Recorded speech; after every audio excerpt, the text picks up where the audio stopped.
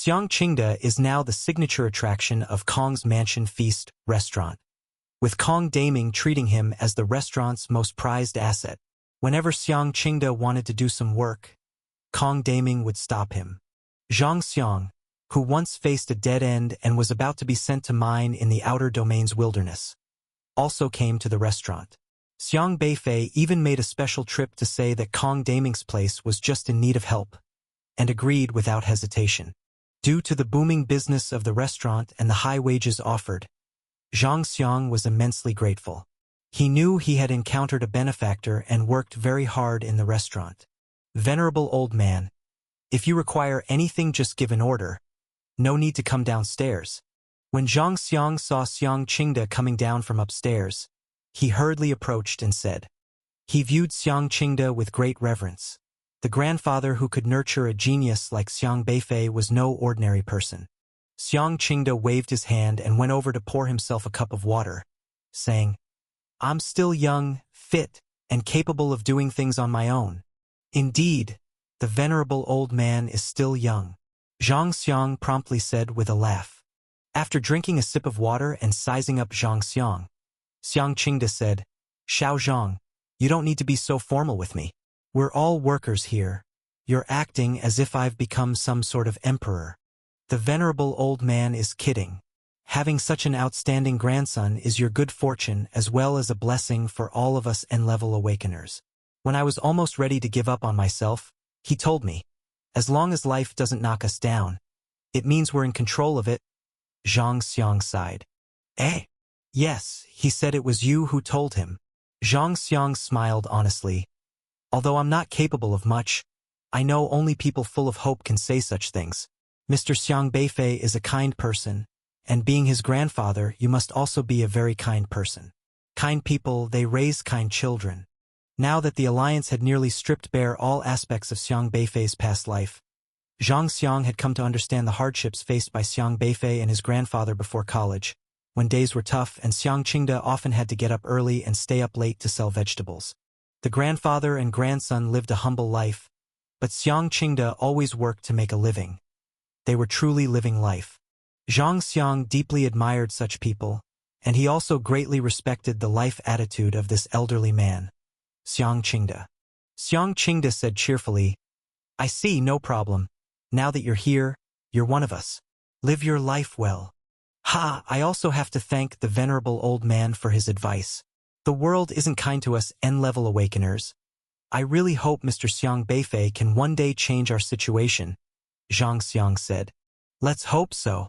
Xiaofei has always known what he needs to do. I don't need to worry about him.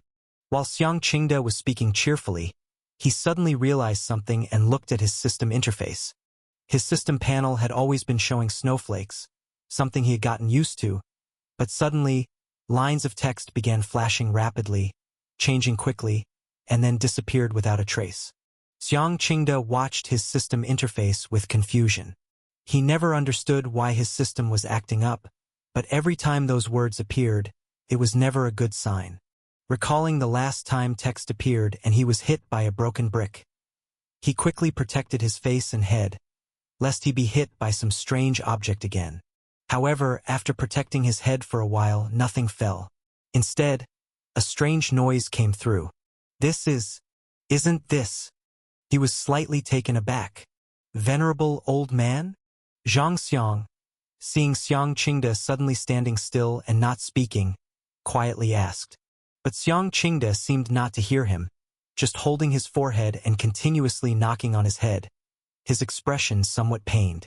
Zhang Xiang quickly supported Xiang Qingde and said, Venerable old man, what's wrong with you? Quick, sit down here. Xiang Qingde sat down in a chair, his complexion somewhat pale. Zhang Xiang was somewhat panicked. He had just mentioned that Xiang Qingde was in robust health, and now there was a problem. He quickly said, Venerable old man, please have a seat. I'll go find the boss. He quickly took out his phone and called Kong Daming. As soon as Kong Daming heard that Xiang Qingde was in trouble, he rushed down without delay. Old master, what's wrong? Are you feeling unwell? Come on. I'll take you to the hospital. Kong Daming immediately wanted to take Xiang Qingde to the hospital. But Xiang Qingde waved his hand and shook his head. No, it's not that I'm feeling unwell. No need to go to the hospital. How can that be? We can't delay this matter. Kong Daming insisted on taking Xiang Qingde to the hospital. It's not that. Going to the hospital would be useless. I'm fine. I just need some quiet. Xiang Qingde frowned slightly. Then I'll go find Xiaofei. Xiao Zhang. You help him rest upstairs. Kong Daming knew that the old master could sometimes be stubborn and unyielding, and only Xiang Beifei could persuade him. No need to find him. He's cultivating. I'm fine. I've said I'm fine, said Xiang Qingde adamantly. But I'm fine. Don't worry. If it were serious, I would have gone to the hospital already. Xiang Qingde emphasized again. Unable to persuade him, Kong Daming had no choice but to carry Xiang Qingde to the upstairs resting room himself. After pouring him a glass of water, Xiang Qingde made Kong Daming promise not to tell Xiang Beifei. After Kong Daming left, Xiang Qingde sat in the chair, staring at his screen that had turned back to a pristine white, murmuring to himself, "Why would it be that voice? Is this an illusion or real? If it's real, then does that mean?" His expression grew more somber. Kong Daming returned downstairs. Although Xiang Qingde repeatedly emphasized not to tell Xiang Beifei, he still went ahead, knowing the elder might just be worried about affecting the child, but such matters must be discussed. He called Xiang Beifei, but when he didn't answer, he decided to go directly to Xiang Beifei's home. However, as he was heading to the door, a person walked into the shop. Upon closer inspection, he realized it was an old acquaintance. Host. Ma Kainian. Grade S. Nitpicking system. Realm. Middle stage of meridian opening. Mr. Kong. How have you been these days? Ma Kainian, an official from the Alliance Development Department, was in charge of managing the affairs of individual shops and businesses, and he himself was an awakener of the literary Tao. Mr. Ma, what brings you here? Kong Daming asked. Ma Kainian, with his big belly, walked into Kong Daming's restaurant, hands clasped behind his back, surveying the situation inside. He nodded slightly and said, "Nothing much, just that you've recently opened up your shop again, and I thought I'd come to take a look. This area is under my jurisdiction, and I have to take some responsibility, right?" He was in charge of the management of all the shops on this street, holding great power over their existence, which for shop owners meant he wielded significant authority. Looking up as if inspecting his work, Ma Kainian sat down in the restaurant's chair a moment later and asked, "How come I don't see your stores, Xiang Beifei? Stay connected through Novelbin." Calm. Kong Daming was slightly startled and said, "Xiang Beifei doesn't work in our shop. He's still a student and doesn't work here." "Not in your shop, eh?" Ma Kainian furrowed his brow. Today, he didn't come alone but on the special instruction of a senior SR-leveled leader from above, specifically to get a clear understanding of Xiang Beifei's situation. The reason was simple. They couldn't find where Xiang Beifei's home was. Xiang Beifei used the Zhun Tang sword to conceal his home, and without his permission, no one could know where his house was located. He practiced daily at home, rarely stepping outside. Hence Lu Shanghui barely had an opportunity to move against Xiang Beifei. Once school began and Xiang Beifei went to Liangzhou University with so many professors around, especially under the protection of Luo Yunxian, it would be even more difficult to make a move. Therefore, Lu Shanghui sent Ma Kainian to gather some information first. As an S-level awakener and the one in charge of supervising the business operations of Kong Daming's shops, Ma Kainian was best suited for undertaking this investigation. Kong Daming frequently interacted with Ma Kainian, who had the final say in the management rights of the shop. Kong Daming had no choice but to treat him courteously. "Zhang Xiang, serve the tea," Kong Daming said. Zhang Xiang immediately brought the tea set over. The water in the teapot, heated by spiritual power, swiftly brewed a cup of tea for him. Ma Kainian took the tea and lazily glanced at Zhang Xiang, asking, "Was this brewed with water at 98 degrees? What?" Zhang Xiang was taken aback. Ma Kainian languidly said, Mr. Kong, this employee of yours isn't very sharp. Kong Daming's face slightly stiffened as he hurriedly said, "That's my fault. He's new here, and I forgot to tell him about these things. Let me handle it."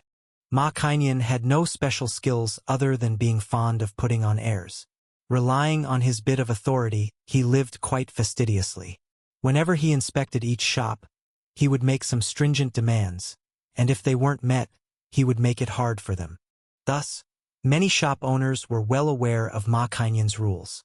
Zhang Xiang was new and completely unaware of these rules, and Kong Daming had also momentarily forgotten to mention them. Ma Kainian glanced at Zhang Xiang and said, "An employee who doesn't even understand the rules. Can't he even do simple jobs like serving people properly? Mr. Kong, hiring such employees is just asking for trouble, isn't it?" Zhang Xiang's face turned beet red from the remark. Kong Daming spoke in a stern tone. "Mr. Ma, you are being too harsh." Ma Kainian said, "Being new, he should know what rules apply to what kind of people and what roles suit what kind of status." He disdainfully glanced at Zhang Xiang. The servers here were generally N-level awakeners, whom he always looked down upon. "I heard that Xiang Beifei's grandfather also works here. Why haven't I seen him?" Ma Kainian asked again. "He's resting upstairs," Kong Daming said. "Aren't you going to introduce me to him?" Ma Kainian asked. Kong Daming replied, "Old Master Xiang is getting on in years. He felt a bit unwell just now and is resting upstairs. Maybe next time." Ma Kainian's expression hardened as he asked blandly, "Is he genuinely unwell, or is he putting on airs? Not even willing to meet with a market supervising leader like me? Old Master Xiang is advanced in age. I hope Mr. Ma can be understanding." Kong Daming personally brewed a pot of tea and then handed the tea to Ma Kainian.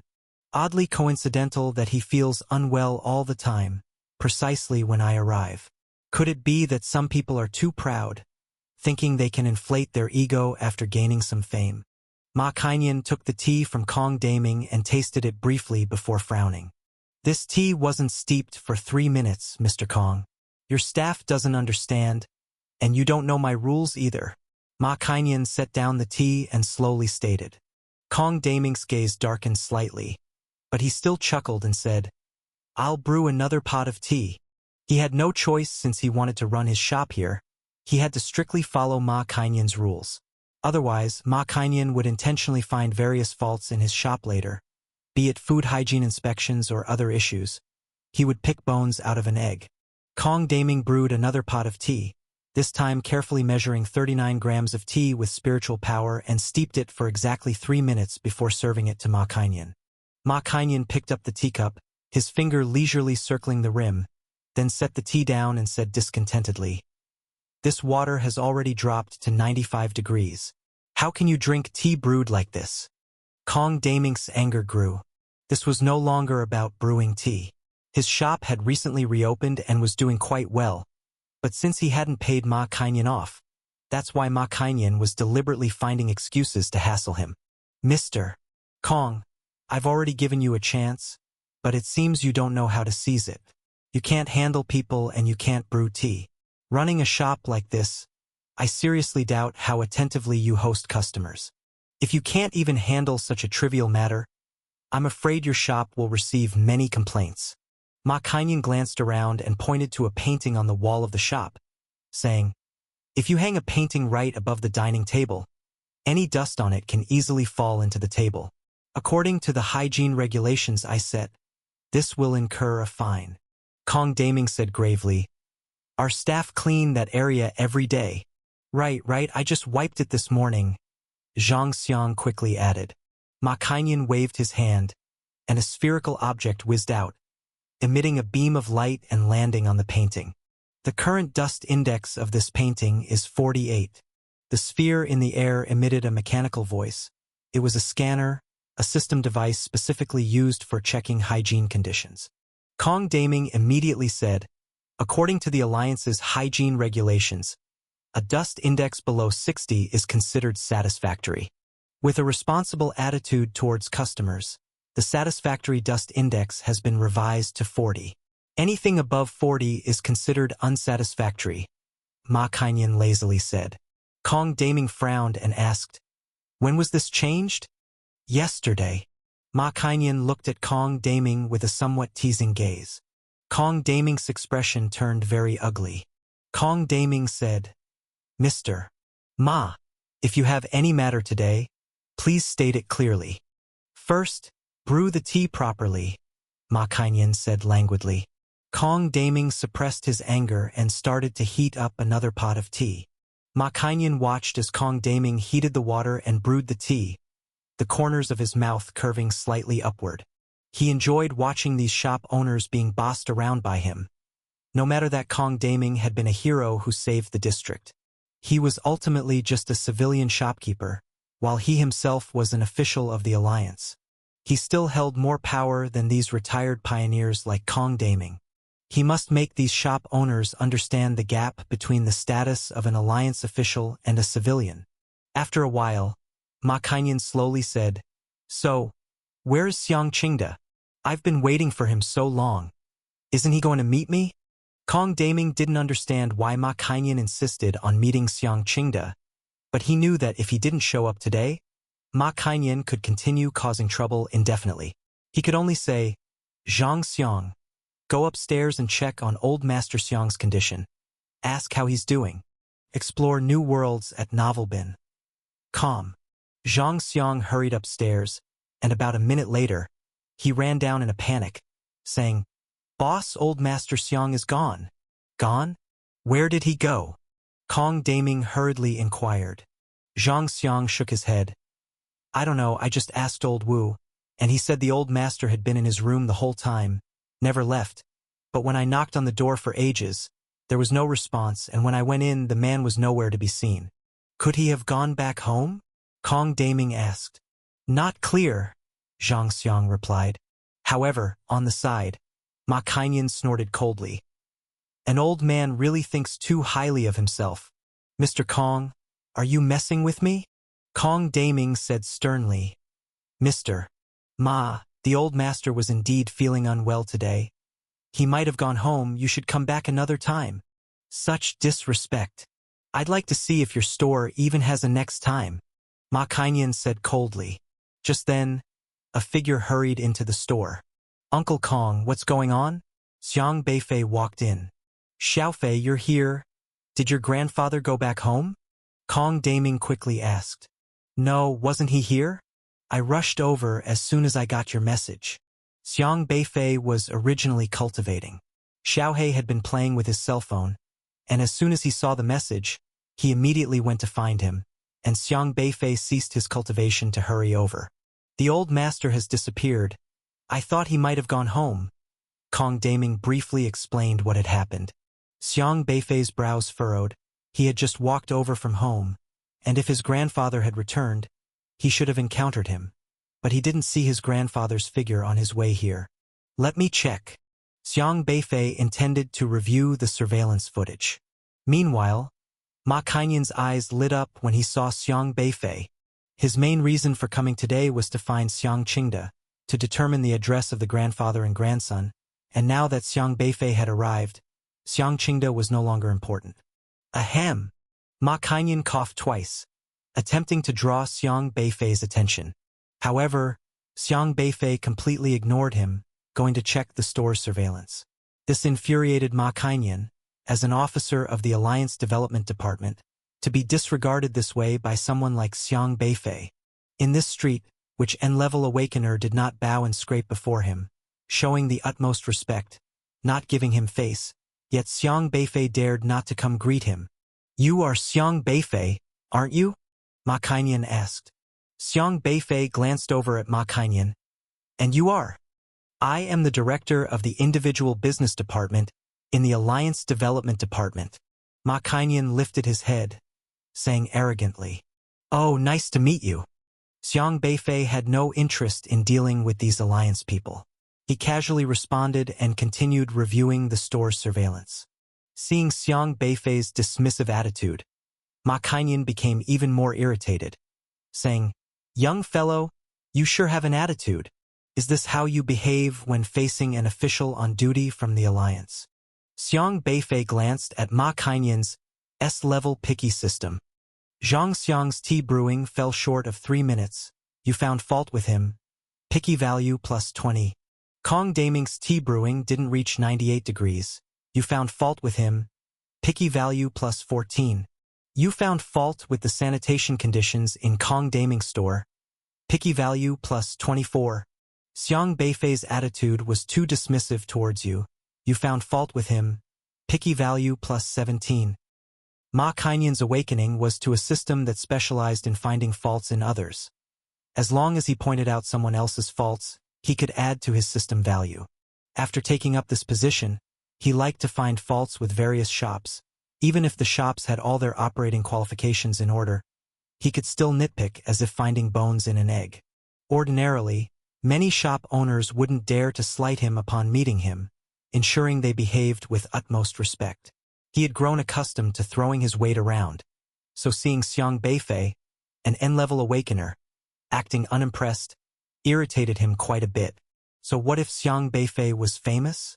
The Alliance had already reached a consensus internally that letting Xiang Beifei become famous was for the purpose of surveillance.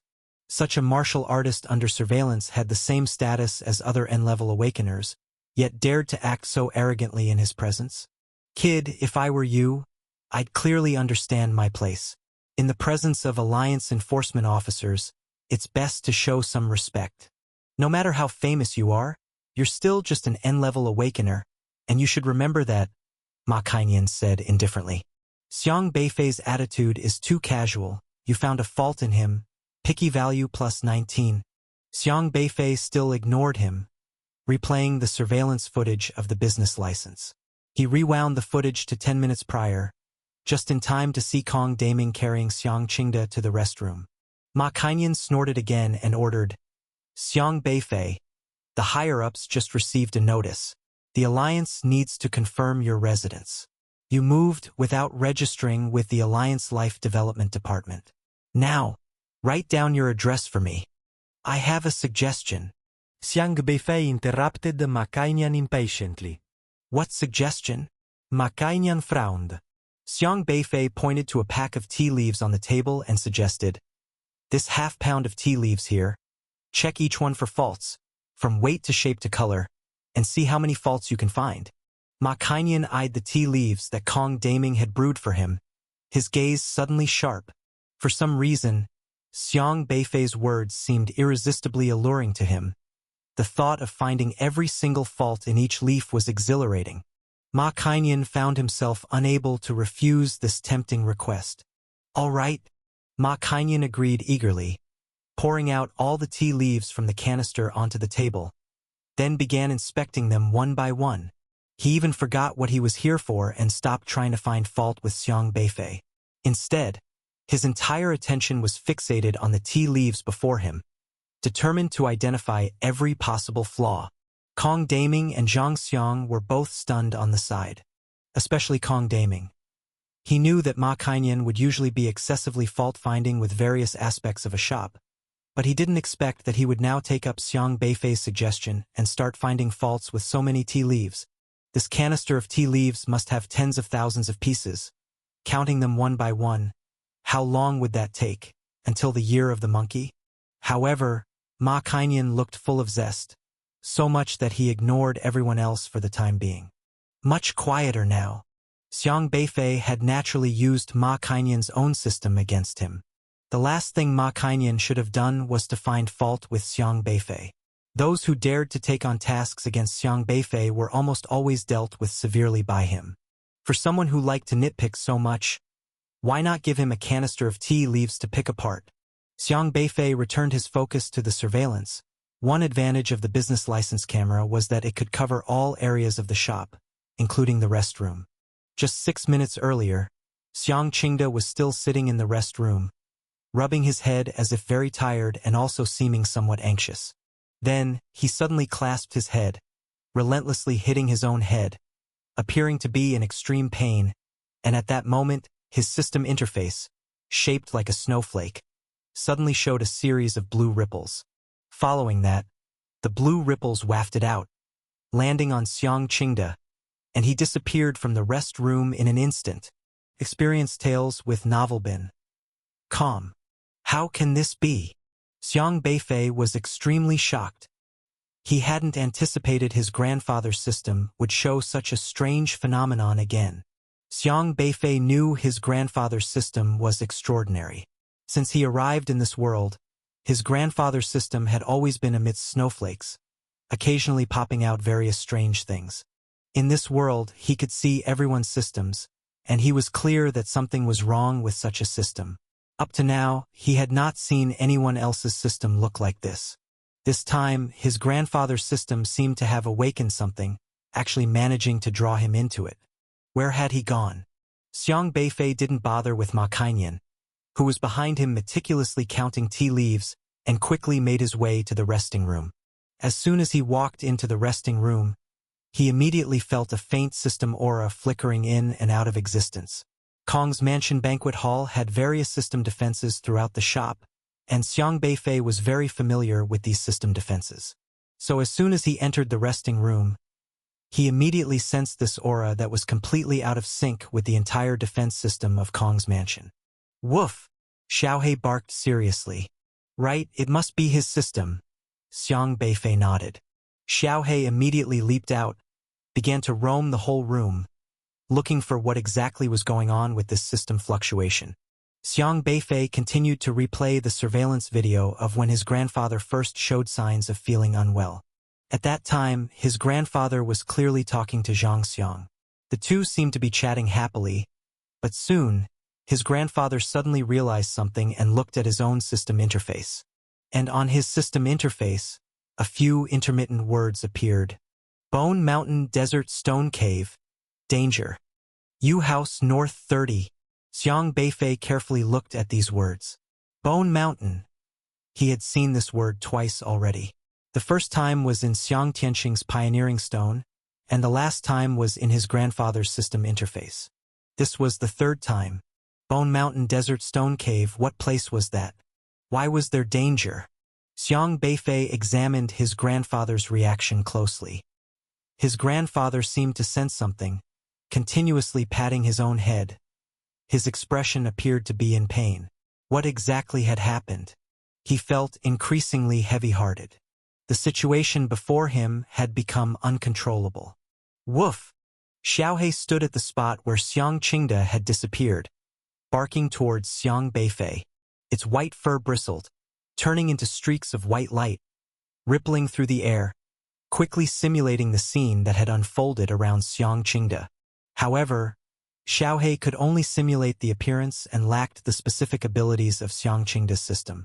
But it barked twice again, woof, woof, appearing very perplexed. Teleportation? Xiang Beifei asked in surprise. Woof!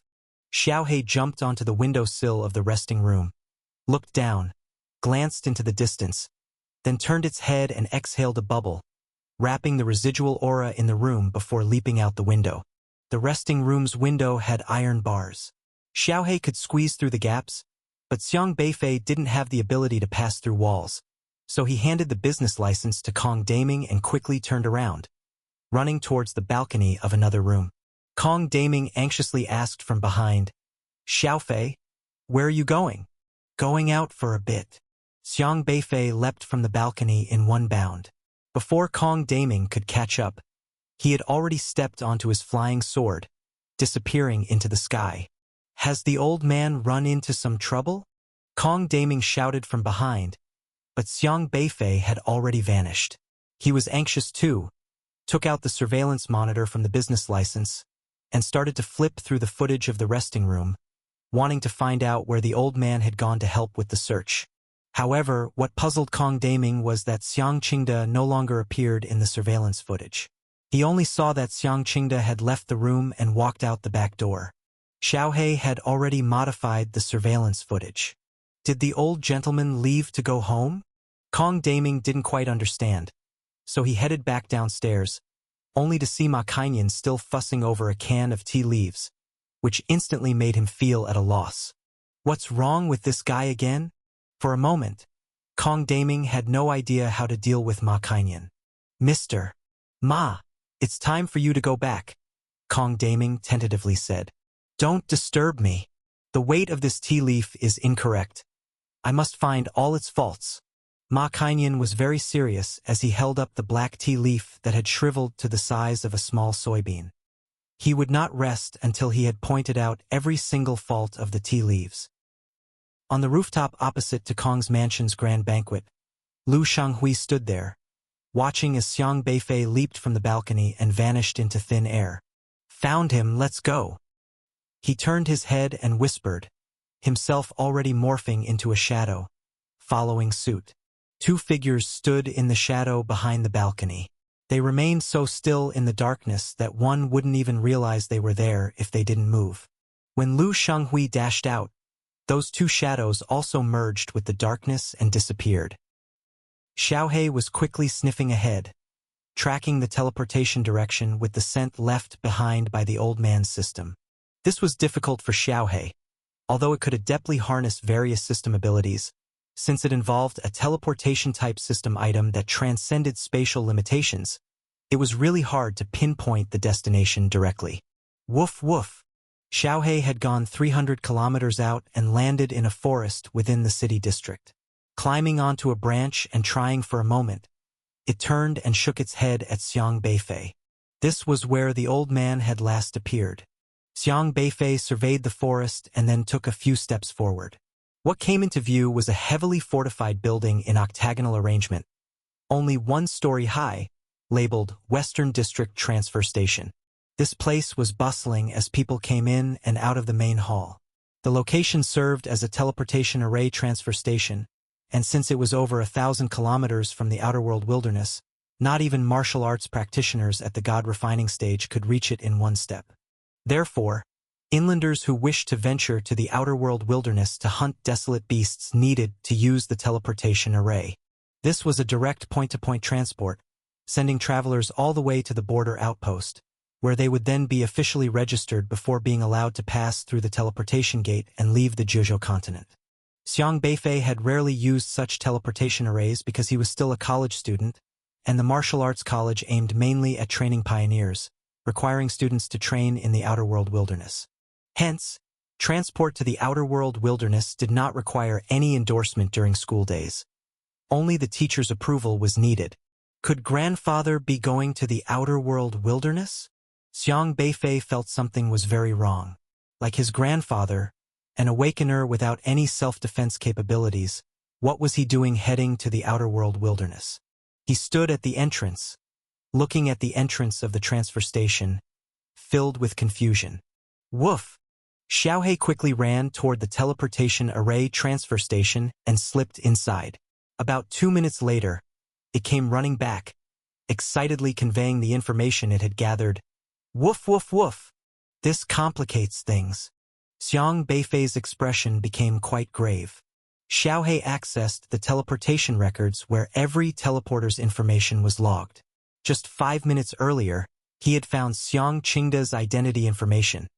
He really had teleported to the 17th teleportation point in Liangzhou. Liangzhou's borders were vast, divided into over 100 teleportation points.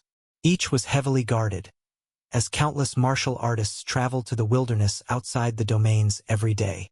Concentrating at one teleportation point would cause congestion, hence the various points. Xiang Beifei didn't hesitate even for a moment. He immediately ran to the transfer station, swiped his card, and then teleported out following the coordinates set by the elder. After Xiang Beifei left, Lu Shenghui's figure appeared near the transfer station. He's heading to the wilderness outside the domain? The heavens are truly helping me. Lu Shenghui was a level higher than Xiang Beifei, but he had not found an opportunity to strike during his pursuit because the surroundings were all residential areas. If he forcibly intercepted Xiang Beifei, it would likely leave traces that others could discover. But going to the wilderness outside the domains was different. Killing you there, no one else could be blamed. Lu Shenghui sneered coldly, then walked into the teleportation hall. The sun in the sky, missing a piece like it had been bitten by a celestial dog, hung there. This was the 25th area of the East Mountains in cultivated domain. Xiang Beifei's first visit to the cultivated domain was during his enrollment, when Yu Qixin had thrown him here, but afterwards, he rarely visited the cultivated domain. The cultivated domain was merely the least dangerous place in the wilderness outside the domains. He usually bypassed it completely, heading deeper into the more perilous Marquis domain. Accompanying Xiang Beifei during this teleportation was a team of wilderness hunters, hired by private companies to hunt desolate beasts, with their leader in the late stages of qi controlling, an R-ranked awakener whose strength was quite commendable. This group, accustomed to living on the edge, was highly vigilant and wasn't conversational with Xiang Beifei. After making their presence known, they departed with their team. Xiang Beifei didn't bother with them, instead focusing his gaze on Xiaohe. Stay tuned to Freeweb novel. Xiaohe was intensely sniffing around, then pointed forward. Grandpa did really come here. Xiang Beifei was worried. He couldn't understand why his grandfather had come, but wandering around the wilderness outside the domains was definitely not a good thing, and he had to find him quickly. He immediately followed the scent Xiaohe had detected, and about 5 minutes later, Xiang Beifei frowned and stopped in his tracks. The surrounding area twisted into a distortion, and a powerful system fluctuation trapped him inside. This was the mighty aura of the God-refining stage.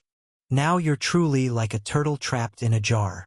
Accompanied by a cold laugh, Lu Shenghui's figure leisurely appeared on a tree branch.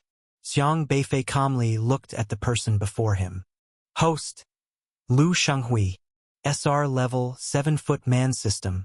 Stage, Early God Refining. System introduction. Based on the host's height, within a certain range, seeing anyone taller or shorter than you will make you stronger. Encountering someone shorter increases your height value twofold. Note, this system only works on those who have awakened their system. Considering the host's current physical qualities, a maximum of 487 people's height values can be collected in one day, enhanced. Please choose your targets wisely to complete system tasks. Current height value, 2269844-1/30000000. Host is a 7-foot man, height 170. You encountered Lu E at the transfer station, height 164, height value plus 12. You encountered a Su person eternal sleep, height 181, height value plus 11. You encountered a Su person, Keishi, height 179, height value plus 9. You encountered Xiang Beifei, height 170, height value plus 10. The unit length of a qi is recorded differently in different places, and Lu Shenghui's system uses his height as the standard for 7 qi. That is to say, when Lu Shenghui was awakened by the system, he was 170 centimeters tall. So his height sets the standard for 7 qi in his system, where 1 qi is just over 24 centimeters. This system specifically generates system values based on the height of those who are awakeners, by converting the height difference into system value whenever he sees someone else's height. It is ineffective for children who have not awakened with the system. Since his awakening, Lu Shenghui's height has been fixed, and he cannot grow taller. However, as compensation, Lu Shenghui possesses several formidable abilities related to being tall. He can even make himself incredibly tall during combat. He can also use the collected height values to suppress others. This system is really impressive. Xiang Beifei assessed Lu Shenghui's 7-foot man system thoughtfully. By leveraging the height difference to generate system values, it's too easy for him to become stronger as long as he wanders around every day, meeting both taller and shorter system awakeners, all of which would increase his strength. The system tasks are simple, but the increase in system value relates to Lu Shenghui's cultivation. It only works on a maximum of 487 people per day, which means he must selectively choose his targets. If collecting height values, the best method is to meet people significantly shorter than himself, as this doubles the increase in height value and accumulates more system values. For instance, if he met a dwarfism patient who was only 100 centimeters tall, that person would be a rare gem for him. Such a person could directly add 140 to his system value. However, what concerned Xiang Beifei even more were the Su people Eternal Sleep and Keishi. To deal with the alliance, he specifically consulted Elder Luo last time to understand the functional structure of the alliance. He is now quite familiar with the entire structure of the alliance's departments. The Su people are akin to assassins within the Su alliance, specifically tasked with eliminating threats to the alliance. These Su people all have their code names, and since they are part of the assassination department, most of the code names are related to death, such as Eternal Sleep, Keishi, Departure, Demise, Transcend, Solitude, and the like. As Su people, they are always faceless, their identities are not disclosed, and outsiders do not know who they actually are, but every Su person has a cultivation at least in the late stage of Meridian Opening. Moreover, those in the late stage of Meridian Opening bear code names generally ending in Demise and might choose their own names like Mountain Demise, Stream Demise, and so on. Only those in the God Refining stage have more formal titles. From the code names Eternal Sleep and Keishi, it is clear that both individuals are God Refining stage martial artists. To send 3 God Refining stage martial artists to deal with me, they really think highly of me. Xiang Beifei glanced at the shadows of the 2 trees behind him. Although he couldn't see the figures of the 2 Su people, he could see their system interfaces. 3 God Refining stage masters have sealed off this entire area. Xiang Beifei's current strength was only at the mid-stage of Meridian Opening, and he had not anticipated that the Alliance would actually send 3 God Refining martial artists. To be honest, he was not certain he could defeat even 1 God Refining expert face-to-face, let alone 3 of them.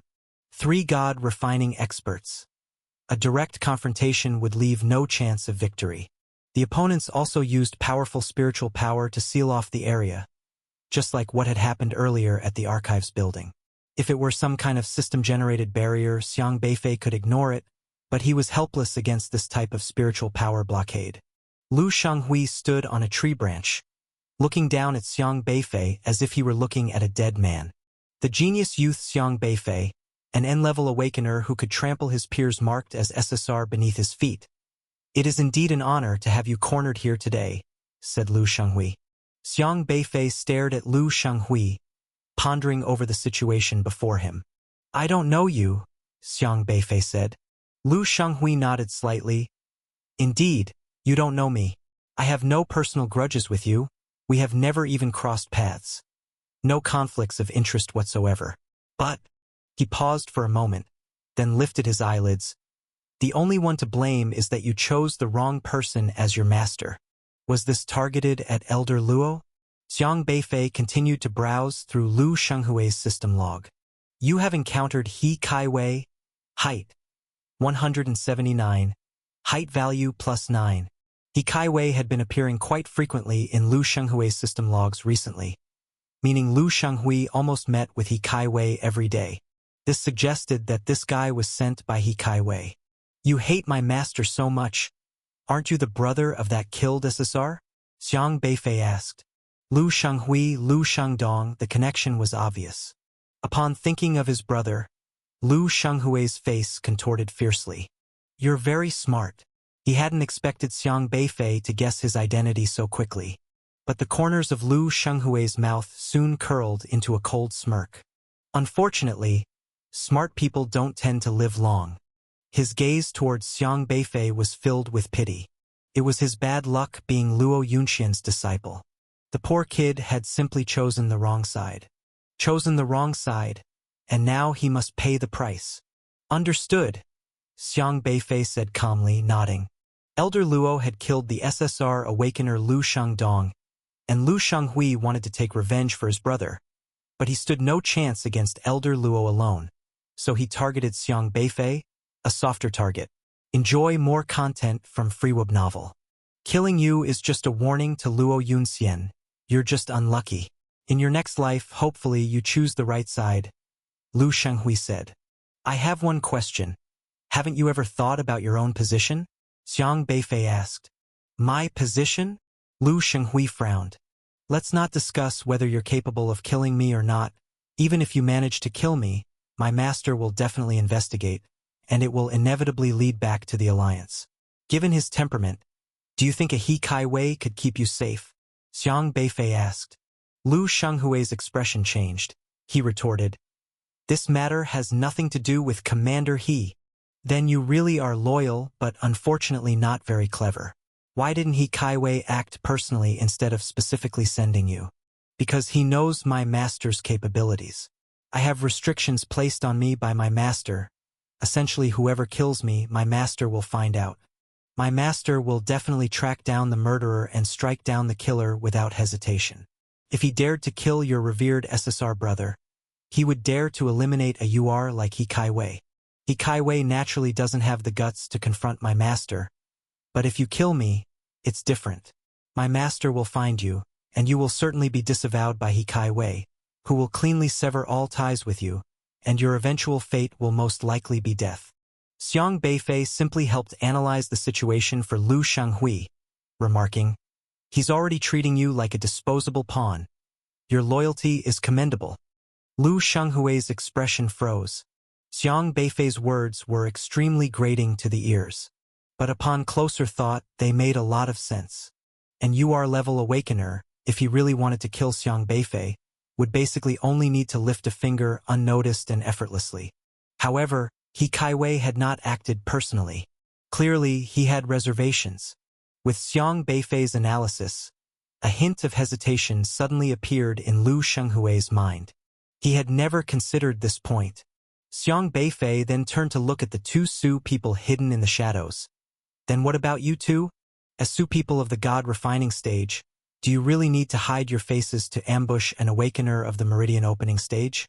I thought Su people specialized in handling the unrestrained. I am disappointed to find you troubling me." Lu Shenghui's heart skipped a beat. He looked at Xiang Beifei in astonishment. Even the two hidden in the shadows, Eternal Sleep and Keishi, were shocked. It was known that each of the Su people, being warriors of the God refining stage, possessed extremely potent disguising abilities, a system item provided by UR-level awakeners of the Alliance that even ordinary God refining awakeners couldn't see through. Yet here was Xiang Beifei, a mere meridian opening stage awakener, able to detect their positions? Not only that, he even knew they were Su people. To be capable of such a feat, one had to be at the stage of Luo Yunxian, not just any warrior of the meridian opening stage. Had Xiang Beifei's strength already far surpassed theirs? Eternal Sleep and Keishi were thrown into mental turmoil. Wasn't it agreed that he was just a warrior of the meridian opening stage? Could the intelligence have been wrong? "I recognize your auras. Let me think, one is called Eternal Sleep, and the other is Keishi, right?" Xiang Beifei said slowly. "What?" Eternal Sleep and Keishi were utterly shocked. This guy could actually recognize their auras? And knew their names? Eternal Sleep and Keishi exchanged glances in the shadows. Many thoughts flashed through their minds, as if they had experienced an earthquake. Damn! The intelligence was definitely wrong. Being able to detect us too. He is definitely no ordinary meridian opening stage warrior. Eternal Sleep said anxiously. But his aura does indeed seem like that of the early meridian opening stage, Keishi argued. He is Luo Yunxian's disciple. Every time you meet Luo Yunxian, what is his level? Eternal Sleep hissed.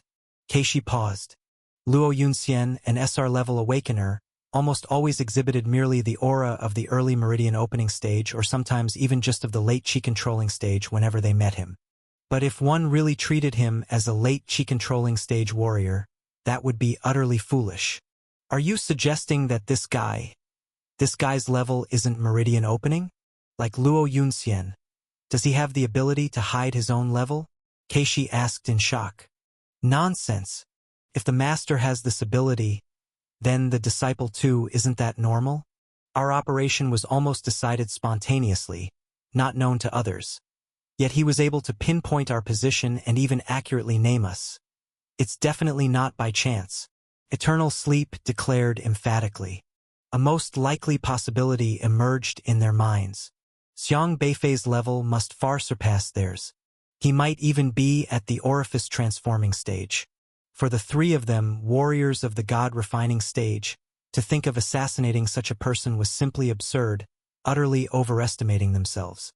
With this realization, Both Eternal Sleep and Keishi couldn't help but shudder involuntarily. Eternal Sleep and Keishi rapidly exchanged words, their minds too restless to settle down. Though they were Su people, they too had heard about Xiang Beifei. From the awakening system to the newborn competition, every piece of Xiang Beifei's information was in the hands of the Alliance's upper echelons, detailing how each event unfolded, who was involved, and even down to the precise minute, everything was crystal clear. However, the more they gathered information about Xiang Beifei, the less they understood him as a person, because they couldn't comprehend how an N-level awakener could totally overpower his peers at the SSR level. How could such a person possibly be an ordinary N-level awakener? Especially when he faced the siege of 3 god-refining martial artists. He remained calm and collected. There has never been a meridian opening martial artist who was this composed when facing 3 god-refining opponents. Unless he was not a meridian opening martial artist at all. Let me think. My master mentioned a few names of you Su people, Eternal Sleep and Keishi, or perhaps I should call you by your real names. Xiang Beifei slightly lifted his eyelids and said slowly, Yan Mingji and Zhou Jinzhong? Eternal Sleep and Keishi gasped. If before they were merely suspicious, now they were drenched in a cold sweat. The identity of every Su person was extremely confidential since they needed to deal with the elusive unrestrained. If their true identities were exposed, the unrestrained could very likely target their families. But now Xiang Beifei not only called out their code names, but he also called out their real names. This showed that Xiang Beifei knew them inside and out. I have no grievances with the Su people.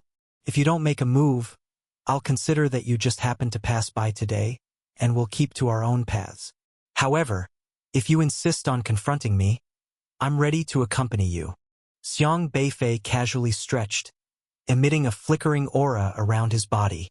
This aura enveloped him, covering his entire body thoroughly. The pupils of Eternal Sleep and Keishi shrank, for they could clearly see Xiang Beifei standing there. Yet somehow his entire presence appeared to have vanished. As SR-grade god-refining martial artists, they could not perceive Xiang Beifei's presence. With visibility but no perception, even if they were foolish, they realized something was amiss. Did this boy possess such a powerful hidden aura? He definitely was not at the meridian opening level. Xiang Beifei rubbed his fists again. The fists emitted a crisp cracking sound. The sound was crisp and pleasant. However, to Eternal Sleep and Keishi, this sound was like thunder. How could he be so composed? He was actually this composed.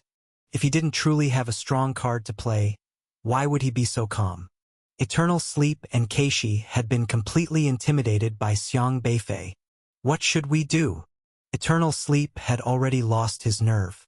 As Su people, they were usually involved in various life and death battles and were not afraid of death. But that was based on an absolute secrecy of their identities. If something happened to them, their families wouldn't be implicated. Now that their backgrounds had been thoroughly examined and Xiang Beifei knew them too well, what would happen to their families if they killed Xiang Beifei? Luo Yunxian was a tough character. Moreover, judging from Xiang Beifei's composure, it wasn't certain they could kill him at all. He must have a very strong card to play, perhaps even capable of instantly killing both of them. The intelligence was faulty. This mission is beyond our capability. Retreat, Keishi cursed under his breath. Both of them, as Su people, were always extremely cautious in carrying out missions because their adversaries were formidable and unrestrained. Their long-trained vigilance meant they wouldn't waste any time on uncertain matters. Otherwise, they risked paying with their lives. They had their own operational principles. If the circumstances were wrong, they could completely abandon the mission without being held accountable by their superiors. This time, the mission to assassinate Xiang Beifei was clearly based on flawed information. Thus, without any hesitation, Keishi promptly started to withdraw. Eternal Sleep hesitated for a moment, then clenched his teeth and also turned to follow Keishi. Whoosh! Whoosh!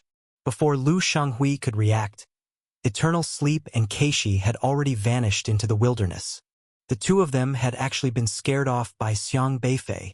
That leaves just the two of us. Discover more content at FreeWeb Novel.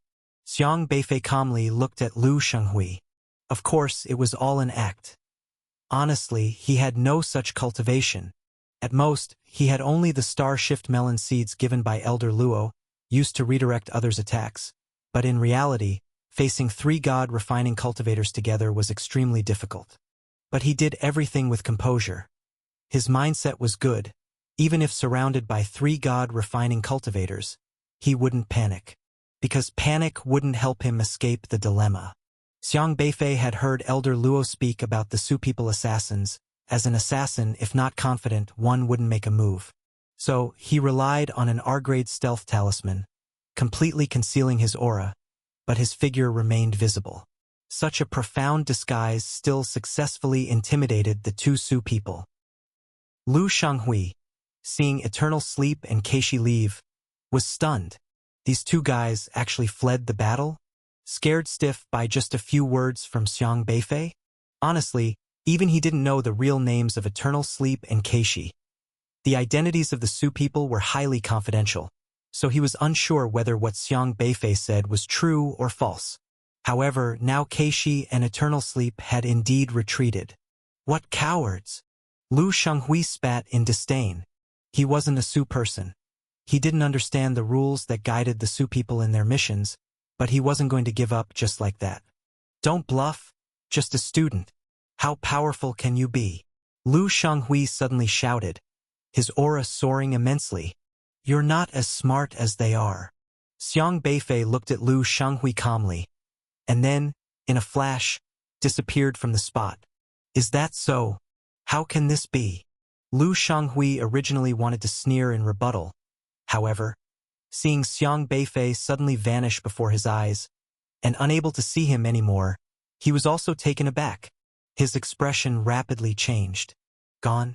It was as if he had melted into the air, vanished without a trace. I just don't believe it. Lu Shanghui didn't believe in such trickery. After all, he was an SR-grade martial artist at the god refining level, typically haughty and arrogant. He didn't think Xiang Beifei had the capability to escape his spatial blockade. Buzz!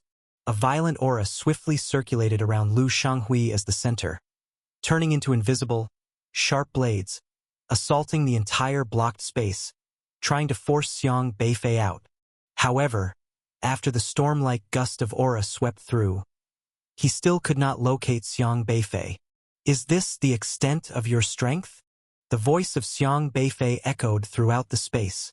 Lu Shanghui's expression froze. Where is this kid? Playing the ghost. Don't think you can bluff me just because you have Luo Yunxian's help. Lu Shanghui suddenly shouted. A towering presence burst forth from his body. He shot up to an immense height in an instant, standing there like a giant, supporting the sky as if he were the sovereign of this space, where everything else must grovel at his feet. This was his system ability, named Supreme. In the space he had sealed off, each of his movements symbolized absolute authority, his aura as if he were a supreme emperor. Just one word from him was a command that no one could resist. Those with lesser cultivation than his own would view him as a revered king and bow before him. Come out and show yourself this instant. The voice of Lu Shanghui rolled out like a tidal wave, spreading out and booming thunderously, each pulse of energy as though intermixed with mystical laws, making the air itself shiver, as did the surrounding vegetation and the desolate beasts that had not managed to escape.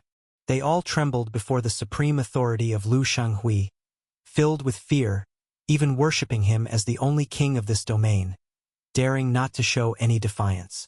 Lu Shanghui, in the sky, surveyed all the creatures groveling at his feet, searching for traces of Xiang Beifei, thinking that Xiang Beifei would definitely be kneeling on the ground, shaking like the other desolate beasts. However, after a full sweep, Xiang Beifei was still nowhere to be seen. Read exclusive content at FreeWeb Novel. Is this your ability, Supreme? The voice of Xiang Beifei sounded like a specter in his ears. Lu Shanghui's pupils contracted sharply. Xiang Beifei was still unaffected? And he still hadn't found where he was to this moment. Was the protection Luo Yunxian gave him that powerful? But that didn't make sense either.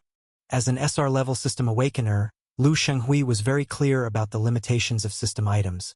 Even if other people's systems could deploy their items, since they weren't his own, how much power they could exert depended on his own cultivation level. This meant that even if a UR level awakener wanted to provide a system item to Xiang Beifei, with Xiang Beifei's Meridian opening stage strength, he could at most bring out the power of the late Meridian opening stage. And as someone with God refining stage cultivation, he should have more than enough ability to deal with such a person. But why was he still unable to find any trace of him? Actually, Xiang Beifei was right behind Lu Shenghui's head. Utilizing his system ability, Lu Shenghui had made his figure extremely large, towering and bearing down over the area. However, he would never have imagined that Xiang Beifei was using sword flight, standing just above and behind him. No matter how mighty Lu Shenghui's presence was, he had no way of sensing this blind spot. But Xiang Beifei didn't take the opportunity to strike directly, because with Lu Shenghui's God-refining stage cultivation, having not found Xiang Beifei, his entire body was covered in a layer of spiritual power. This layer was so powerful that Xiang Beifei wasn't sure he could achieve a fatal blow in one strike. On the contrary, if he didn't succeed, he would reveal himself. With Lu Shenghui's God-refining stage reaction speed, once he sensed Xiang Beifei's presence, he would definitely be able to respond instantly and strike him down in a flash. This can't go on like this. Xiang Beifei contemplated the situation at hand. There was a major realm difference between him and Lu Shenghui, a gap that simply relying on spiritual power would be hard to bridge. Xiang Beifei in a head-on fight would definitely lose to Lu Shenghui. But fortunately, while Lu Shenghui was completing his task, he had accounted for Xiang Beifei's height. He was reviewing Lu Shenghui's 7-foot man system, pondering how to seriously knock some system rewards out of this guy. Xiang Beifei looked at Lu Shenghui's current task. Main system task. Reach a height value of 30 million to exchange for a drop of divine spirit blood. Nurture the spirit, and step into the mid-stage of God refining. This was his current main task. To exchange for that drop of divine spirit blood, Lu Shenghui was very conservative in using his height value, not to mention needing another 8 million. With his current pace, it would probably take him years to collect that drop of divine spirit blood. Xiang Beifei couldn't possibly wait. He browsed through the other tasks of the 7-foot man system. Optional system task 1. Find an object that is an exact multiple of your height and climb it. You climbed a 21-foot telephone pole, height value plus 21. You climbed a 42-foot house, height value plus 42. Xiang Beifei couldn't interfere with these tasks, so he turned to the system shop. On Lu Shenghui's system shop, there was a plethora of system items available for purchase. Height increasing pill temporarily increases height by a corresponding value, can also make other objects taller. The choice of height value is up to you. Exchange times 5,899 times. High wind and bright spirit column. Anyone within 100 meters who is taller than the 7-foot column will attain noble character. 10,000 height value. Exchange times 0 times. Lofty divine feather. This can elevate your stature and presence, making yourself lofty, conduct more dignified, and when the presence is stronger than the opponent's, it can exert suppression on the target. The specific consumption of height value can be determined according to actual needs. Exchange times 15,687 times. God refining pill. Assists the host in refining meridians, condensing the spirit, stepping into the God refining phase. 10 million height value. Exchange times 1 time. These system values were all great stuff. Lu Shenghui had 22 million system values on him, which already included Xiang Beifei's part, which meant that Xiaohe could directly ship any system item Lu Shenghui exchanged for without charge. But how could he entice Lu Shenghui to spend system values in exchange for these items? That was a problem, because there were many things that Lu Shenghui wouldn't exchange for, such as God-refining pills.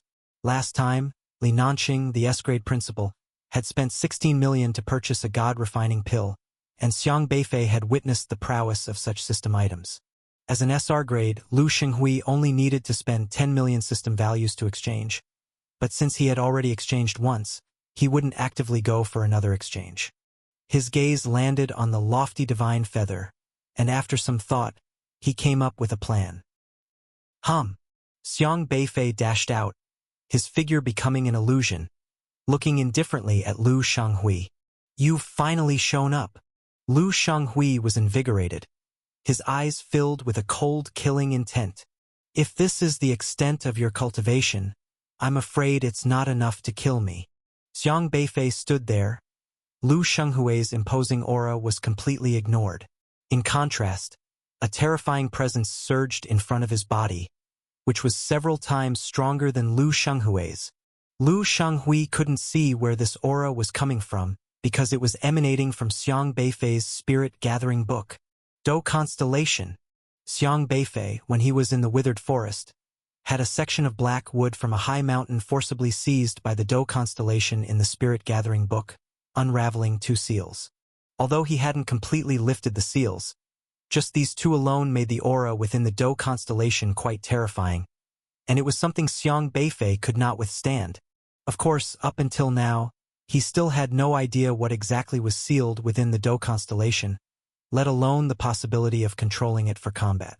But that didn't stop him from releasing the aura of the Do Constellation to confront Lu Shanghui. "Will you go and deal with this person?" Looking at the Do Constellation that was radiating light, Xiang Beifei spoke in a tone suggesting negotiation. Unable to control the thing, he could only see if he could reach an agreement with it. The Do Constellation had a volatile energy pulsing within, ready to attack Xiang Beifei the moment it appeared. However, Xiaohe was eyeing it fiercely, preventing it from acting. Therefore, it shifted its attention straight to Lu Shanghui. Because Lu Shanghui was precisely a martial artist in the God-refining stage. To unravel 7 seals was necessary for the Do Constellation, but currently, it had only broken 2. If it devoured Lu Shanghui, it could obviously break 1 more seal suppressing it, so after weighing its options, it realized that targeting Lu Shanghui was more advantageous. Boom! The Do Constellation suddenly released a terrifying surge of energy, transforming into a massive azure hand that swept toward Lu Shanghui. As this abrupt and enormous hand sprang forth from Xiang Beifei, Lu Shanghui was also greatly taken aback. This fellow, truly at the God-refining stage. Lu Shanghui immediately flung out his hands, and his powerful aura gathered around him like a vortex, rumbling intensely. Hum! As the aura of the God-refining stage encircled Lu Shanghui's palm, he slapped out with his hand, unleashing a roaring red palm wind that progressively expanded, soon reaching 100 feet in height. The formidable palm wind, like a relentless tide, compressed the very space to become intensely hot, as though it could tear through the fabric of space itself. Boom! Experience new tales on Novelbin. Calm. The 2 explosive attacks collided in midair, the red and azure light instantly illuminating the whole region, and the fearsome shockwave rolled out from both individuals as the center, annihilating all the desolate beasts within the sealed space. The desolate beasts here were merely at the chi-controlling stage, completely incapable of withstanding this blow. The terrifying force unleashed as the 2 giant palms clashed was enough to kill these desolate beasts instantaneously. Crack! Lu Shanghui's complexion quickly turned, for he realized that he had underestimated the power of this sudden azure giant hand. His own palm wind was shattered outright by the colossal hand, its residual fluctuations continuing to roll out, barreling toward him. Without any hesitation, he minimized his form to dodge the residual surge. While the wave didn't strike him, it did hit the ground beside him, leaving behind a massive handprint. Lu Shanghui looked at the giant handprint with lingering fear. The power of this giant handprint was no lesser than his own. How powerful! Lu Shanghui looked at Xiang Beifei, who was too lazy to even move while perched in midair, with shock and uncertainty. This guy just stood there, did nothing, and when the massive surge erupted just now, it didn't even come near him. Damn it! The intelligence was wrong. Lu Shanghui suddenly understood why Eternal Sleep and Keishi had left. Their retreat wasn't out of cowardice. They truly sensed something was amiss. Had Xiang Beifei truly become this powerful? Lu Shanghui's mind was now on high alert. He didn't know much about the Su people, for each of them was extremely mysterious, but it was said that each one was the elite of the elite, acting very cautiously.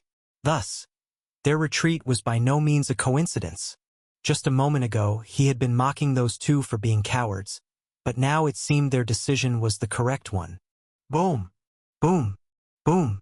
The azure hand thrashed wildly in the air, with no fancy techniques involved. It simply came crashing down with brute force, its powerful aura instantly turning the sealed space upside down and intimated Lu Shanghui, who had been fierce and formidable, into sheer terror. Fortunately, Lu Shanghui was no ordinary opponent. Although he couldn't smash the azure hand directly, his own formidable aura was more than enough to withstand it. In the sky, Lu Shanghui and the Dou constellation were clashing violently, neither able to gain the upper hand, turning the sealed space into a scene of catastrophic destruction. At that moment, a line of text appeared on Lu Shanghui's system interface. System Evaluating. Xiang Beifei's Current Cultivation Assessment. Early God Refining Stage. Xiang Beifei's strength exceeds expectations. To defeat Xiang Beifei, the host needs to utilize the power of Lofty Divine Feather and exploit momentum to weaken Xiang Beifei's strength. The host has a height difference of 10 compared to Xiang Beifei, enabling a 10% reduction of Xiang Beifei's combat power. Lofty. This ability, as long as one's own momentum is stronger than that of the opponent's, could suppress the opponent's strength, rendering them unable to resist, and thus be crushed by him. Seeing the system prompt, Lu Shanghui immediately asked his own system in his mind, how many height points are needed? Based on Xiang Beifei's current cultivation level, the host needs to spend 10 million height points. If the target is crushed, all spent height points will be returned, with an additional reward of 100,000 height points. Would you like to spend 10 million height points to exchange for the lofty ability? Lu Shanghui's 7-foot man system quickly calculated the height points needed to defeat Xiang Beifei. But seeing the 10 million height points required made Lu Shanghui hesitate. If Eternal Sleep and Keishi were still here at this time, he would undoubtedly exchange without hesitation because once exchanged, the combined strength of the three would definitely be enough to kill Xiang Beifei and reclaim the 10 million spent. But alone, he was uncertain. Xiang Beifei, after all, had kept something hidden. If he had some other trick up his sleeve and if Lu Shanghui failed to kill him, it would be a waste of 10 million. Should he take the risk? Lu Shanghui was very hesitant. Xiang Beifei looked on calmly at the giant hand. He enjoyed this kind of battle the most, where he didn't need to lift a finger and let Dou Constellation do the fighting, joyfully at ease. He quickly noticed the prompt on Lu Shanghui's system interface.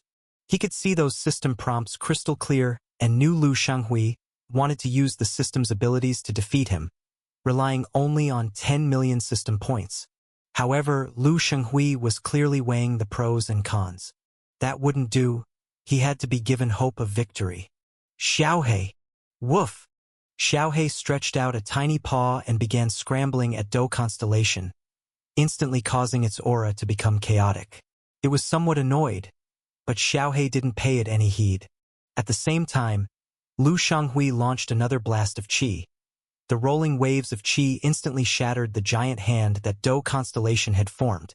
Xiang Beifei immediately withdrew dozens of meters back before stabilizing his stance. He looked somewhat disheveled. All of this was observed by Lu Shanghui, and a glimmer of joy soon flickered in his eyes. The kid has no follow-up strength. Lu Shanghui noticed a trace of defeat that Xiang Beifei inadvertently revealed.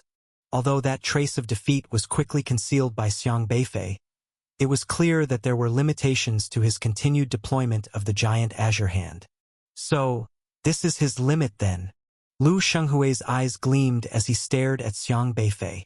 But in midair, Xiang Beifei remained composed as he shouted, I told you, your strength is still not enough to kill me. His voice boomed like muffled thunder, yet he did not immediately make a move, as if he had some reservations. This made Lu Shanghui even more certain. The kid was just bluffing. Clearly, he no longer dared to take the initiative. His voice seemed loud and full, but it was actually a forced calm, covering his own moment of weakness. You think this is all I'm capable of? You're underestimating me too much. Lu Shanghui suddenly shouted, his presence bursting forth once more, as he looked at his system interface. Would you like to spend 10 million height points to strengthen the lofty divine feather? Yes, Lu Shanghui shouted without hesitation in his mind. 10 million height points spent to strengthen the lofty divine feather. Whoosh! A white feather immediately appeared on Lu Shanghui's system interface. The aura of this feather was weak like an ordinary bird feather, with an aura that was only at the early stage of chi controlling.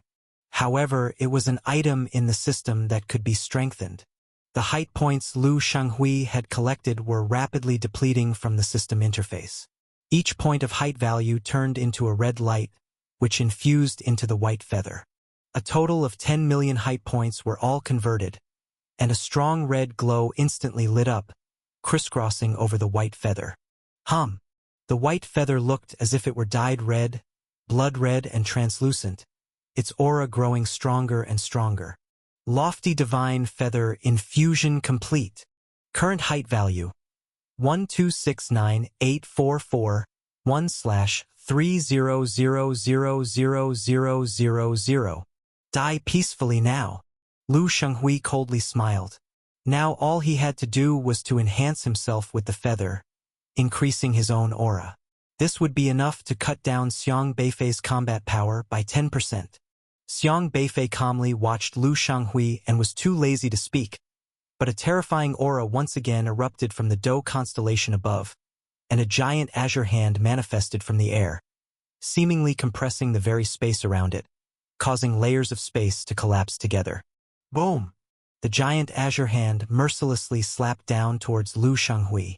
The force of the palm was overwhelming, carrying explosive howling that twisted the air around. The last gasp of a desperate beast.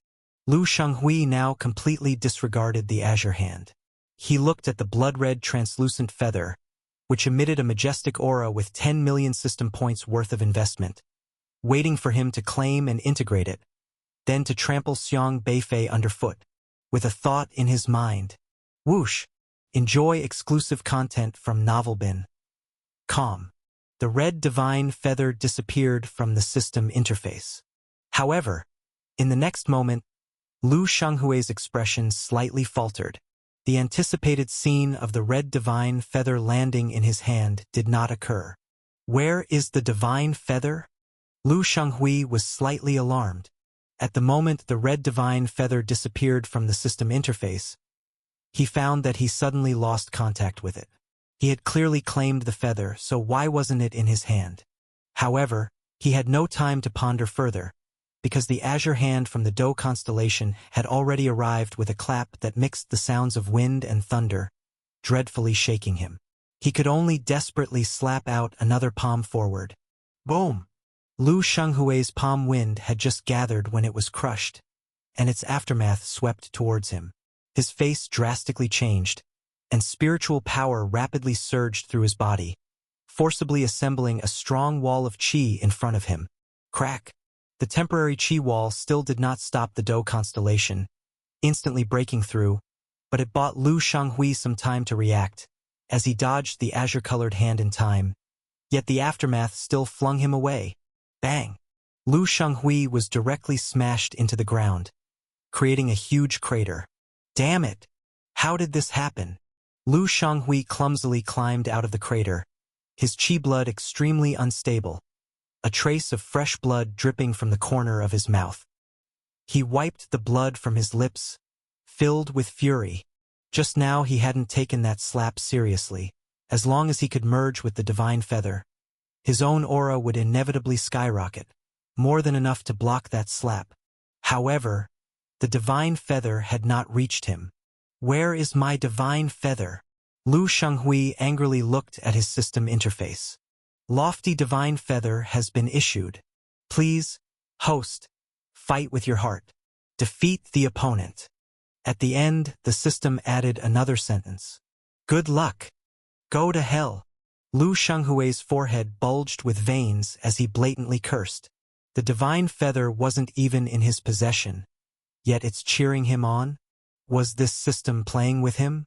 What he didn't see was that, at the moment of receipt, a small black dog in the sky, holding a powerful blood-red feather, was trampling it underfoot. The originally mighty divine feather tried to struggle, but was promptly subdued by Xiaohe. Woof! Xiaohe proudly toyed with the feather, then tossed it to Xiang Beifei. Xiang Beifei's eyes lit up. A divine feather worth 10 million system points for an SR-level system was equivalent to a god-refining pill. That is an early god-refining system item. Nice stuff! Xiang Beifei couldn't help but exclaim. The last time he got such a powerful system item was from Principal Li Nanxing's Confucian Saint system. Back then that god-refining pill had greatly tempted Xiang Beifei. Xiaohe had deftly snagged it, almost driving Principal Li Nanxing to despair. However, at that time, Xiang Beifei had still returned the god-refining pill. But this time, facing Lu Shenghui, there was no need for politeness. Lu Shenghui was nearly bursting with rage. He had questioned his system many times, wanting to know exactly where his system had gone.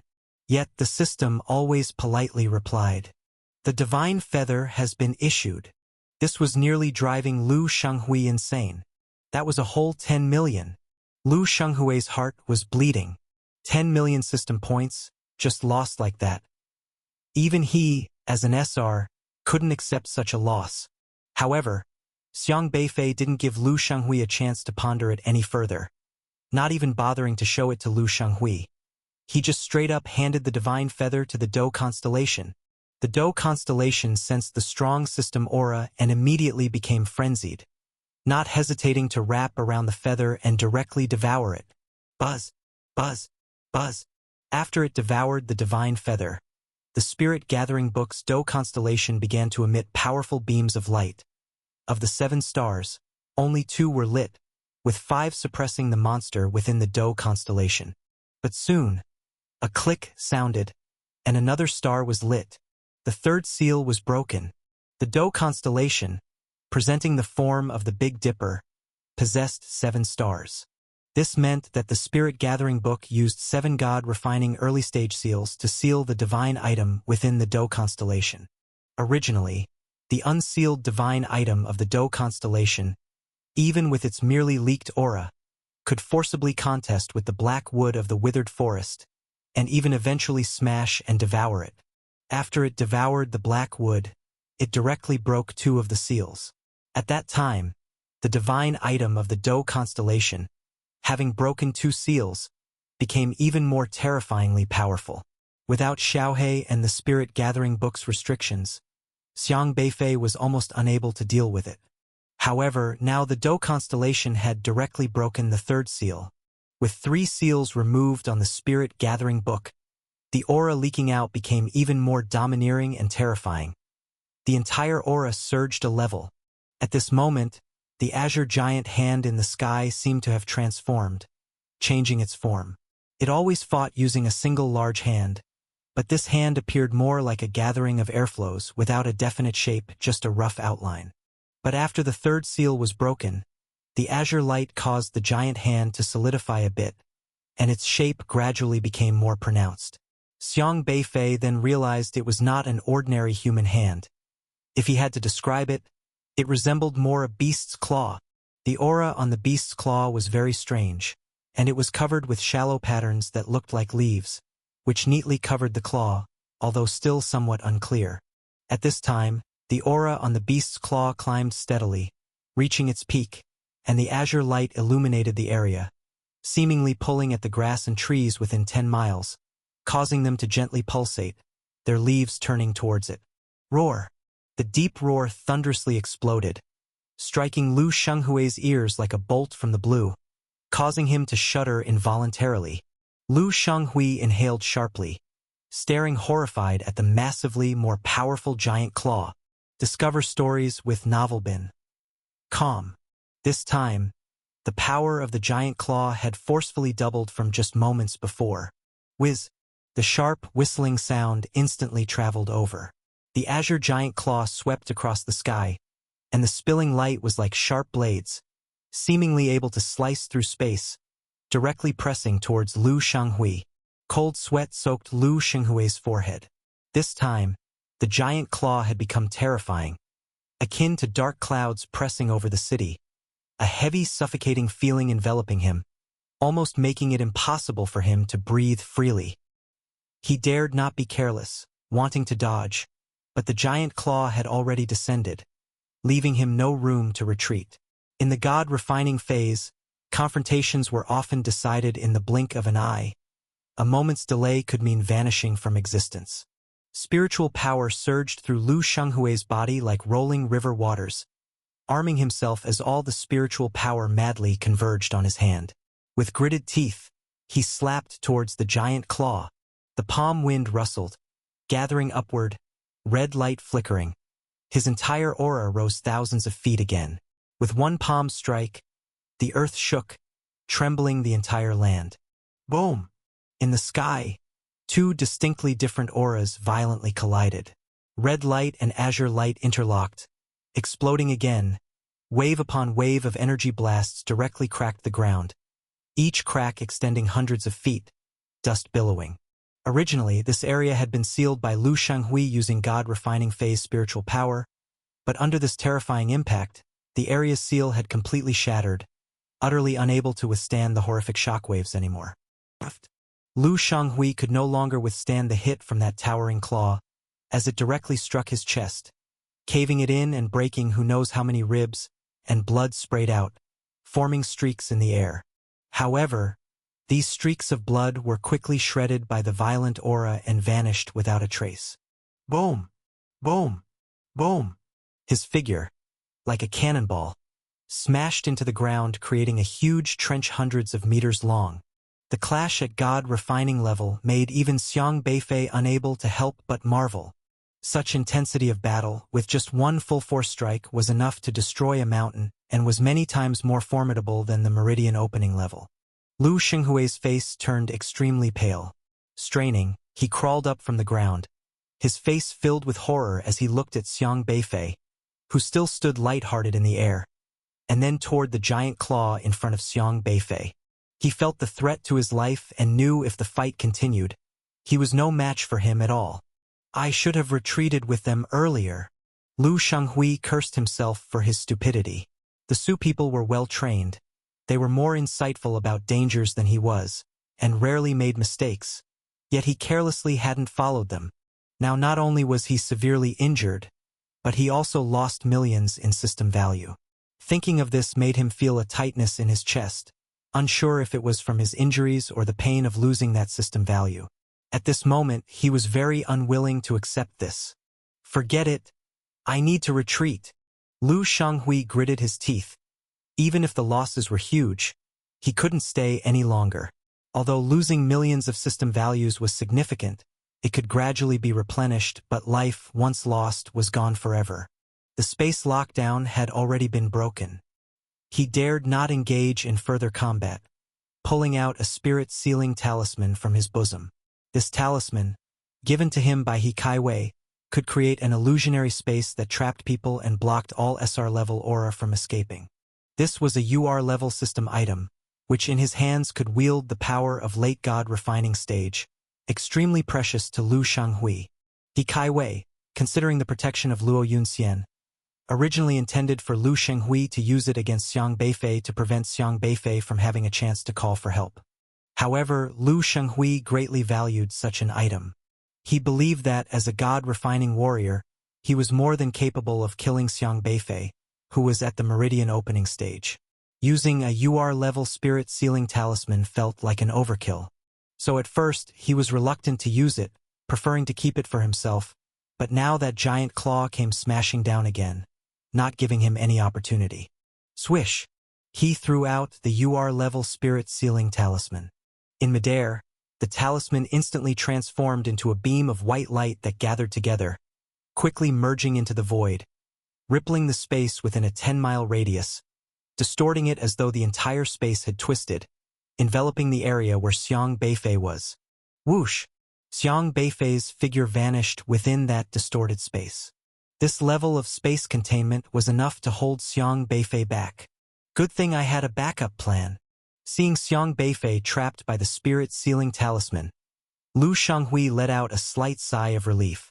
UR-level containment was no joke, especially coming from a mysterious and profound martial artist like Commander He. No matter how powerful Xiang Beifei was, could he really break through Commander He's system containment?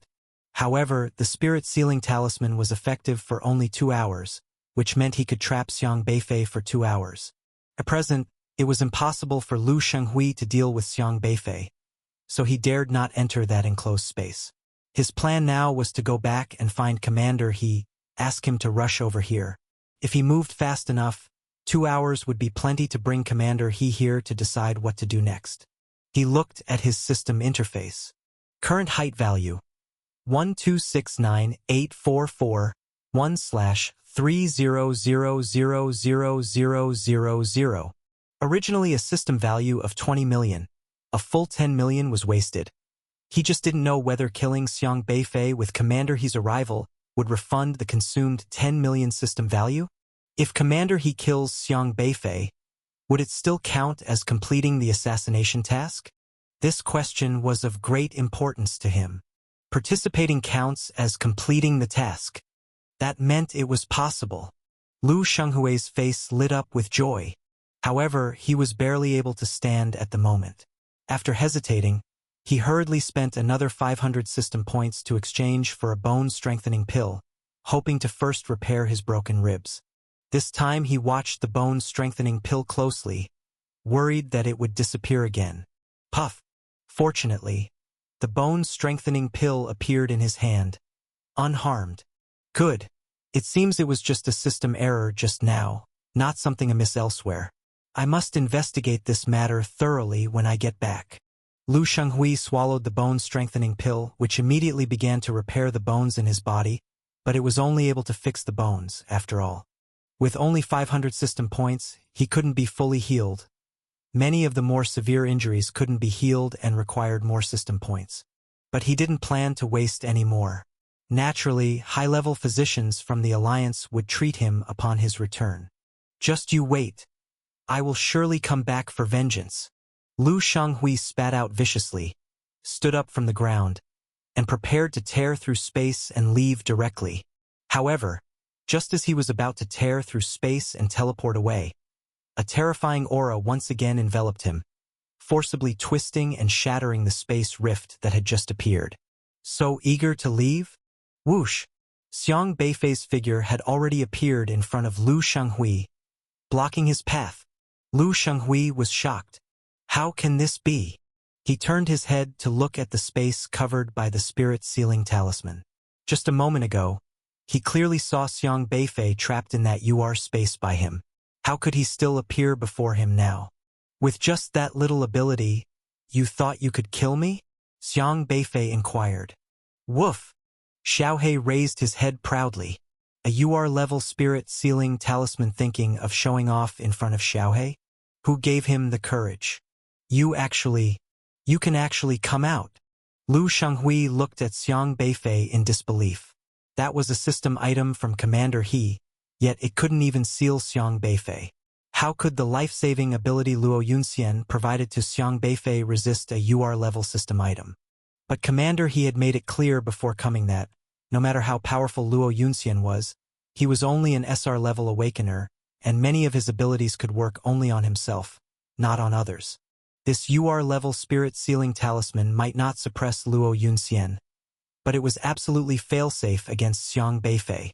And yet, Xiang Beifei still managed to break free. How on earth did he do it? Xiang Beifei did not even bother to respond, for the Dou constellation on the Spirit Gathering Book had once again roared furiously. The chilling intent to kill not only swept out from Xiang Beifei's body but also spread from the giant claw of the Dou constellation. Xiang Beifei had no intention of letting Lu Shenghui live and leave.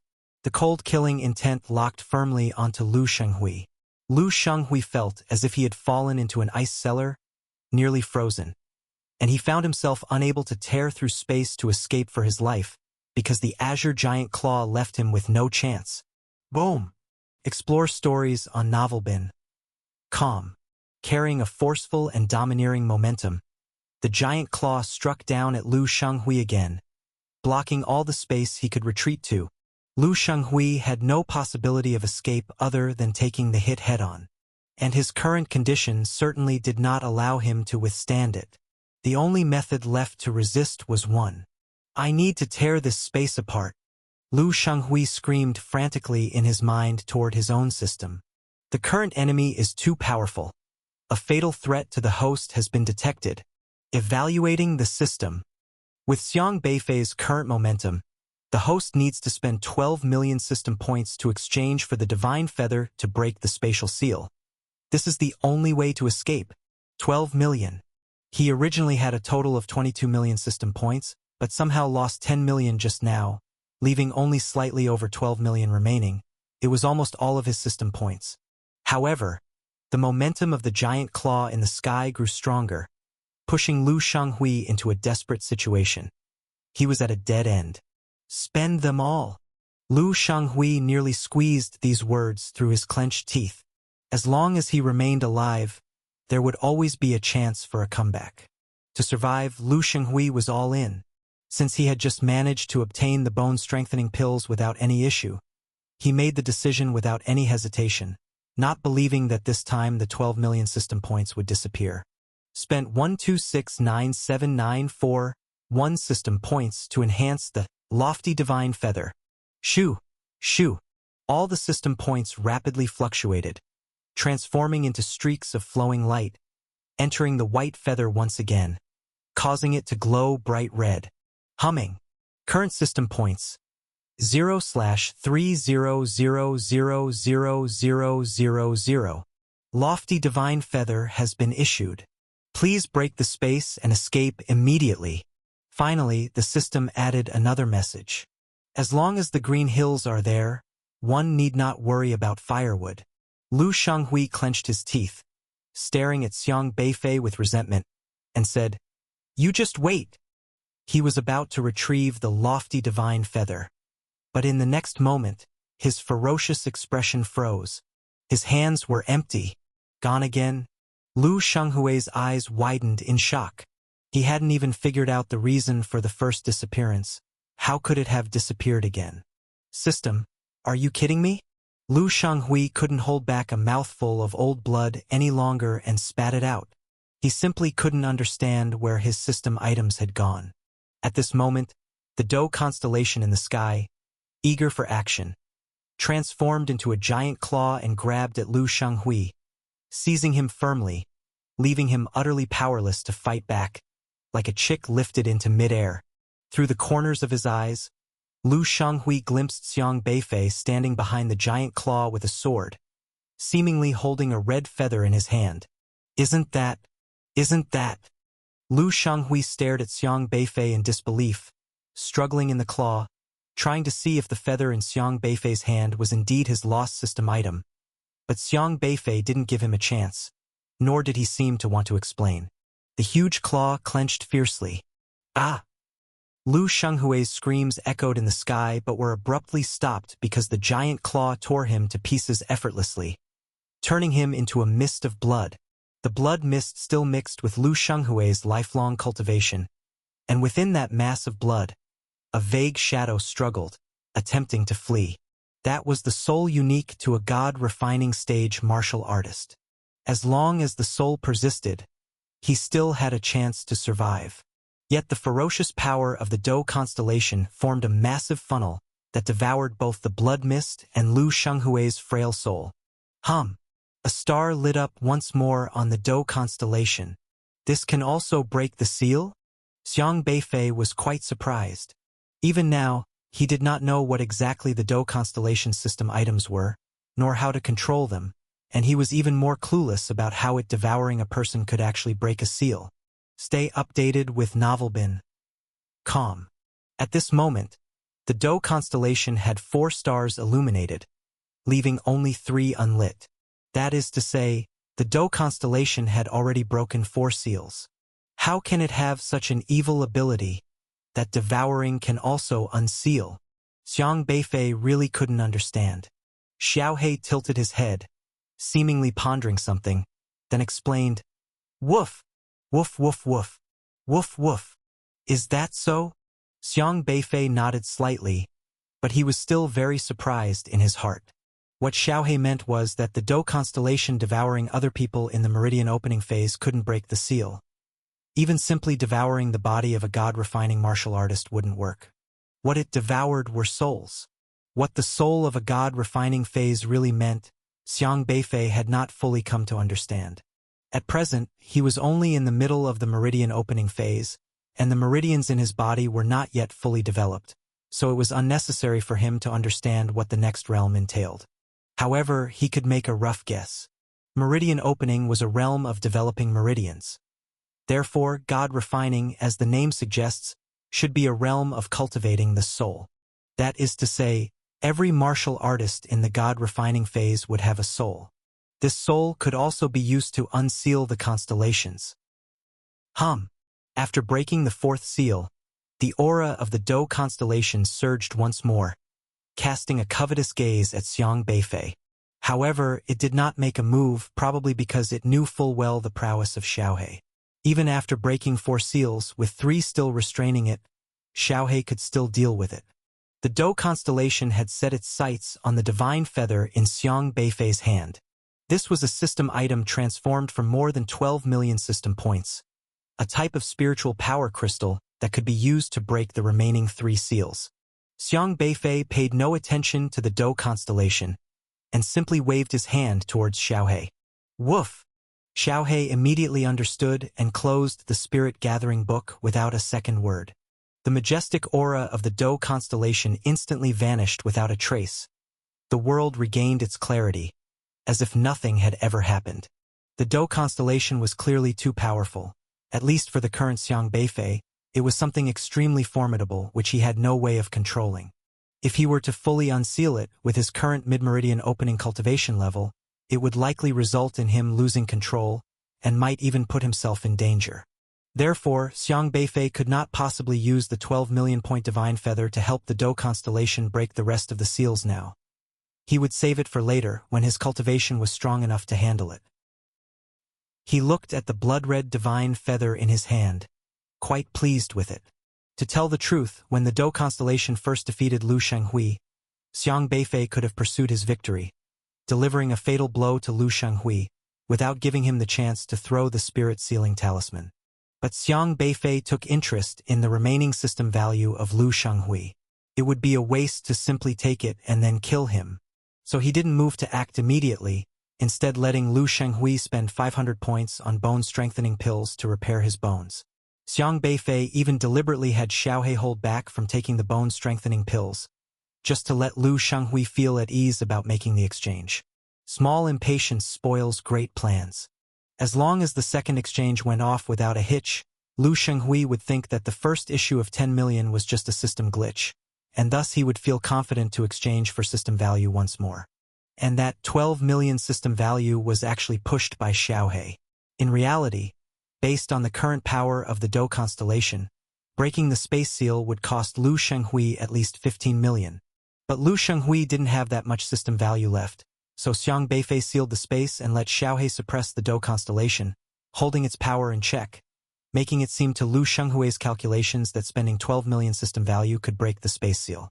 As long as Lu Shenghui saw a hope for escape, he would definitely exchange all his system value without hesitation. Thus all of his system value would end up in Xiang Beifei's hands.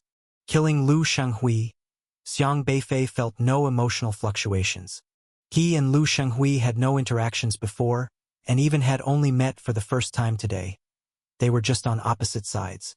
However, since Lu Shenghui wanted to kill him to warn Elder Luo, Xiang Beifei was not about to be polite. He then turned his attention towards the space sealed by He Tsaiwei's spirit-sealing talisman, an advanced system artifact from the late stages of God refining. This time, to ensure the kill on Xiang Beifei, and also to facilitate Lu Shenghui's use, he was willing to use a late-stage God refining system artifact. To know, an SR-level God refining pill requires spending 10 million system value, and that's no joke. However, UR-level system artifacts should not be that expensive.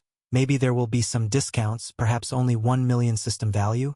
After all, for a UR-level system, doing missions is too simple. Xiang Beifei collected the spirit-sealing talisman and threw it into Xiaohe's bubble along with the divine feather. Now he had both early-stage and late-stage God refining system artifacts. Xiang Beifei didn't linger. He didn't make a move in this battle, leaving it to the Dou constellation to act freely, But today he did not come to kill, but to find his grandfather.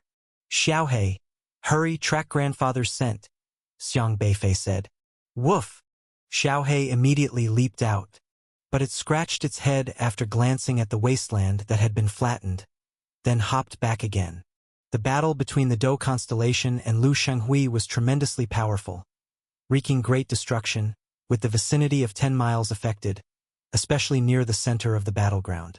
Within 500 meters, everything was annihilated, and all scents left by the old man were scrambled, leaving no trail to follow. Looking around now, the surroundings were barren, but as Xiang Beifei pondered, various green mosses and plants began to sprout from the ground, and a thin layer of black mud covered with lichen.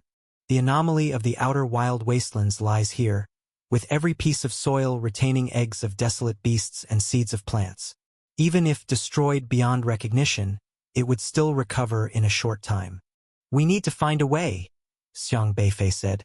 Xiang Beifei was quite worried about his grandfather, who had ventured into these outer wild wastelands without the ability to fend for himself, easily prone to danger. Xiang Beifei began to search beyond the perimeter of the destruction they caused. They searched for half an hour without any results, and just when Xiang Beifei was growing anxious, suddenly, intense fluctuations transmitted from behind a small mountain in the distance. Boom! Boom! It was as if powerful individuals were clashing. Xiang Beifei furrowed his brows. This power, it seems like it could only be produced by someone in the God-refining realm. He remembered something and immediately dashed towards the commotion's direction nonstop. The wilderness beyond the cultivated domain was immense, with towering mountains and continuous rolling hills. Even within the domain, one could not see the end at a glance. Ahead was a forest where countless shadows darted rapidly. You could tell they were trying to escape the area. These were various desolate beasts, not too strong in power, almost all at the chi-controlling stage. They seemed to be frightened, fleeing in panic without choosing their paths. Xiang Beifei landed on the peak of a mountain, surveying the distance. He saw a twisted space above the mountain ahead, with powerful system fluctuations permeating, enveloping the entire mountain range. Are there actually 3 God-refining stage auras? Xiang Beifei's expression was quite solemn. Because the space was distorted, it blocked the line of sight, preventing him from confirming who was clashing. At this moment, Xiaohei barked once. Could it be those 2 Su people? How could they be fighting with someone? Xiang Beifei found it strange and without any hesitation, his figure instantly turned into a flash of light, rushing toward that area. The place of battle was filled with intense system fluctuations. In the wilderness outside the domain, one did not need to worry about anything. Destroying a mountain or a field was inconsequential, and both parties were clearly not holding back, striking with no mercy. Sometime after, Xiang Beifei soon saw the 2 Su people, Eternal Sleep and Keishi. Although their cultivations were only at the early stages of God refining, it had to be said that they were much stronger than Lu Shenghui. They were joining forces against a third person. In fact, he could only see the system interfaces of these 2 people, not knowing which was Eternal Sleep and which was Keishi, but he was able to clearly identify them because Lu Shenghui's 7-foot-man system had left information about their height, and a simple comparison made it clear. Xiang Beifei's gaze then moved to the third person, and he was quite surprised, because he actually knew the third person. It was Xiao Sheng. On the day Xiang Beifei initially went home for the holiday, he had seen this SR posing as an N-grade awakener working in Kong Daming's shop. However, when the one-armed crab attacked the street, Xiao Sheng had vanished, and even after Kong Daming's shop reopened, Xiao Sheng never returned. But here he was, clashing with 2 Su people. It was indeed peculiar. However, Xiang Beifei soon discovered a person lying on a stone behind Xiao Sheng. It was none other than Xiang Qingde. Xiang Beifei was startled and immediately leapt over. Next to Xiang Qingde, a powerful barrier was protecting him. It was Xiao Sheng's system. Xiao Sheng was an awakener of the SR-grade integration system, capable of fusing anything together. At this moment, he had merged a water vapor charm, turning the surrounding water vapor into a barrier around Xiang Qingde. The vapor was dense and lingering. The battle fluctuations were extremely intense. The area had already been ravaged by the spiritual power of the three, leaving it in a state of ruin. But when those spiritual power fluctuations swept through, they were dispersed by the water vapor here. Xiang Beifei ignored this system barrier, arriving beside his grandfather, examining his condition. Fortunately, the old man was not seriously harmed. He appeared to be merely unconscious. Xiang Beifei checked over him, then turned his head back towards the center of the battle. By this time, Xiao Shang was also being overpowered by eternal sleep and Keishi, looking quite strained. Despite this, he still allocated a portion of his spiritual power to maintain the barrier here, preventing the battle from affecting Xiang Qingde on the side. Not bad. Who are you? Daring to obstruct our mission. Eternal sleep hovered in midair, staring at Xiao Shang. Do the Su people really have the nerve to casually attack an ordinary person? Xiao Shang's gaze was icy cold, a stark contrast to the diligent and amiable Xiao Zhang that Xiang Beifei had met before. You recognize our identity, so it seems you are unrestrained? Keishi's eyes brimmed with murderous intent. Upon encountering the unrestrained, no mercy should be shown. Kill him first, then we'll talk. Eternal Sleep said coldly. The Su people are quite imposing when they act, Xiao Shang remarked coldly. We Su people do our job without needing your input. Be smart. Hand this person over to us. Then come with us, and you can keep your life, Keishi shouted. You try it, Xiao Shang said indifferently. Go. Eternal Sleep and Keishi exchanged glances, their auras bursting forth powerfully, causing the space around them to ripple with strong fluctuations. In Keishi's hand was a 9-ring saber, as thin as the wing of a cicada, yet flickering with a bone-chilling cold light. Host, Zhou Jianzhong. SR level, Imperial Sword Saint System. Realm, early stage of God refining. This man's awakened system was related to swords, and he had an excellent grasp of various sabers. His normal disguise was that of an art carver, able to carve artworks with different carving knives. But he was not just skilled with carving knives. Keishi's system interface was densely packed with various powerful sabers. Each saber was distinct in power, and any incident related to sabers in daily life could increase his system's value. Discover more stories at Novelbin.com. Keishi hovered in midair and fiercely slashed at Xiao Shang. The saber's light burst into a 1,000 gray-white aura in the air, as if cleaving the void itself, splitting even the air's dust in half. The saber's light, mixed with the sound of wind and thunder, crashed down thunderously. Xiao Shang didn't dare to be careless, having already experienced the ferocity of Keishi's 9-ring saber. A blue light shone from his body, rapidly gathering in his hands into misty vapors. As Keishi's saber light sliced down, Xiao Shang's vapors instantly enveloped its luminance. When the sharp saber light hit the mist, it was like striking cotton.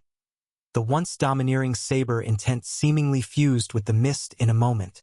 Then, the blue mist also burst forth with a strong saber intent, gradually coalescing and transforming into a large saber that looked identical to Keishi's 9-ring saber, reversing its direction and slashing back at Keishi. Clang! The two distinct saber lights fiercely clashed in midair, sending out waves upon waves of powerful ripples that swept out, the imperious saber intent directly cleaving a nearby 100-meter-tall mountain peak in half. Xiao Shang had awakened the SR-level integration system, which allowed him to fuse anything together, meaning he could also integrate other people's attacks into his own, thus transforming them into his abilities. His blue mist was named All Rivers Run into Sea, which Xiao Shang could use to absorb various things and merge them into it, becoming an attribute of All Rivers Run into Sea, and in turn, the mist would possess that attribute. When All Rivers Run into Sea merged with a diamond, the mist then acquired the hardness of the diamond. When it merged with fire, it took on the flame's high temperature. Xiao Shang typically relied on his All Rivers Run into Sea in combat. He had merged almost anything he could find into it, so his mist was endowed with an abundance of attributes. When Keishi's 9-ring saber came slashing down, Xiao Shang directly fused with it, thereby transforming all rivers run into sea into a saber with the same momentum as Keishi's 9-ring saber. However, he was not only facing Keishi but eternal sleep as well. Host: Yan Mingji. SR Grade. Divine Acupoint Medical System. Realm: God Refining Early Stage. Yan Mingji is eternal sleep. The system of eternal sleep belonged to the medical category, capable of healing injuries through acupoints and also able to kill opponents through the meridian channels. He was a doctor who walked the path of martial arts, and the Su people in real life also had their own identities to hide behind. His identity was that of a senior doctor in a private hospital, usually completing system tasks by treating patients through acupoint therapy. Eternal sleep appeared in mid-air. His index finger and middle finger joined together as he pointed from afar towards Xiao Sheng. This single finger point was simple and unadorned, devoid of any flashy maneuvers, but as he pointed, faint flows of light that were barely visible streamed through the air and reached in front of Xiao Sheng in an instant, striking his body from tricky angles. Xiao Sheng's expression was exceedingly grave. He quickly swept away Keishi's attack with the long saber in his hand, then countered with a slap, sending out a shockwave of spiritual power that formed a barrier in front of him. But Eternal Sleep's force was exceptionally sharp, almost instantaneously breaking through his defense and continuing towards his body. Xiao Sheng immediately turned to dodge, while his long saber struck down on that streak of force. Whoosh! The force scattered, yet more and more of the flowing light still surrounded Xiao Sheng from all directions, swirling towards the various acupoints on his body. 100 Acupoints Divine Pull, one of Eternal Sleep's proud abilities. There are various acupoints on the human body, each with different effects. Being pointed by Eternal Sleep meant that the meridians were locked, and he could completely hinder the flow of the opponent's meridians, thereby restraining the target's performance. Whoosh! Whoosh! Whoosh! Xiao Sheng split the airborne forces, but the forces didn't dissipate. Instead, they turned into continuous spiritual power, changing direction and adhering to the blue long saber. At this moment, Eternal Sleep once again pointed out from the air. Whoosh! The force brought by this finger point was exceptionally sharp. Xiao Sheng could only swing his long saber, using the blade to block the finger point. Clang! Xiao Sheng's long saber blocked the force, his vaporized blade being extraordinarily sharp and not so easily shattered. However, Eternal Sleep successively released countless forces at Xiao Sheng's long saber. Just as Xiao Sheng was preparing to continue blocking with his long saber, Eternal Sleep's force deviated in direction, subsequently pointing at a spot more than 7 inches away from the tip of the long saber. Crack! This time, the vaporized long saber was unable to maintain its form after the force hit it, as if it had been struck in its soft spot, and cracks appeared on the blade, immediately shattering. So strong! Xiao Sheng's face changed slightly. The practitioner of Eternal Sleep's acupoint technique wasn't just for targeting acupoints on a person's body, it could also pinpoint and break through any object's vulnerability. He had a very peculiar ability named Negative Acupoint Chi Break. Anything, including attacks or objects formed by a system's condensation, could be calculated and forcibly marked with acupoints by him. In his eyes, a stone, a wall, a piece of paper, an attack, as long as it was tangible and touched by his spiritual power, it would be marked with human acupoints. The distribution of these acupoints depended on the object's shape. He just needed to hit the Chi-Hai acupoint among them to shatter the target. Xiao Sheng's condensed fog-like long saber cleaved through the Chi energy of Eternal Sleep, which transformed into lingering spiritual power and attached to his long saber, bestowing it with an acupoint map. Negative Acupoint Chi Break. Target with imposed acupoints. The long saber of the unfamiliar man. Acupoint value plus 56. Long saber Chi-Hai acupoint location.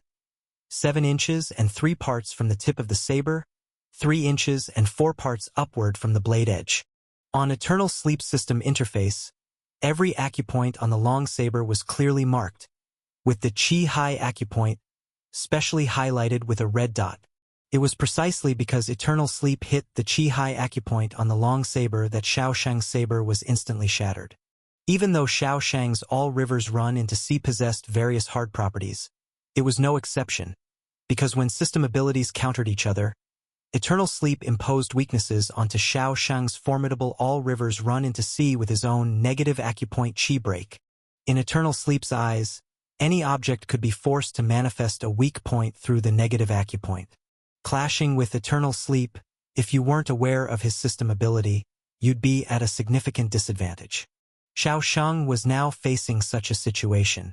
His All Rivers Run into Sea was incredibly strong, with various attributes and incomparable hardness, but he couldn't comprehend why it was shattered by a single strike.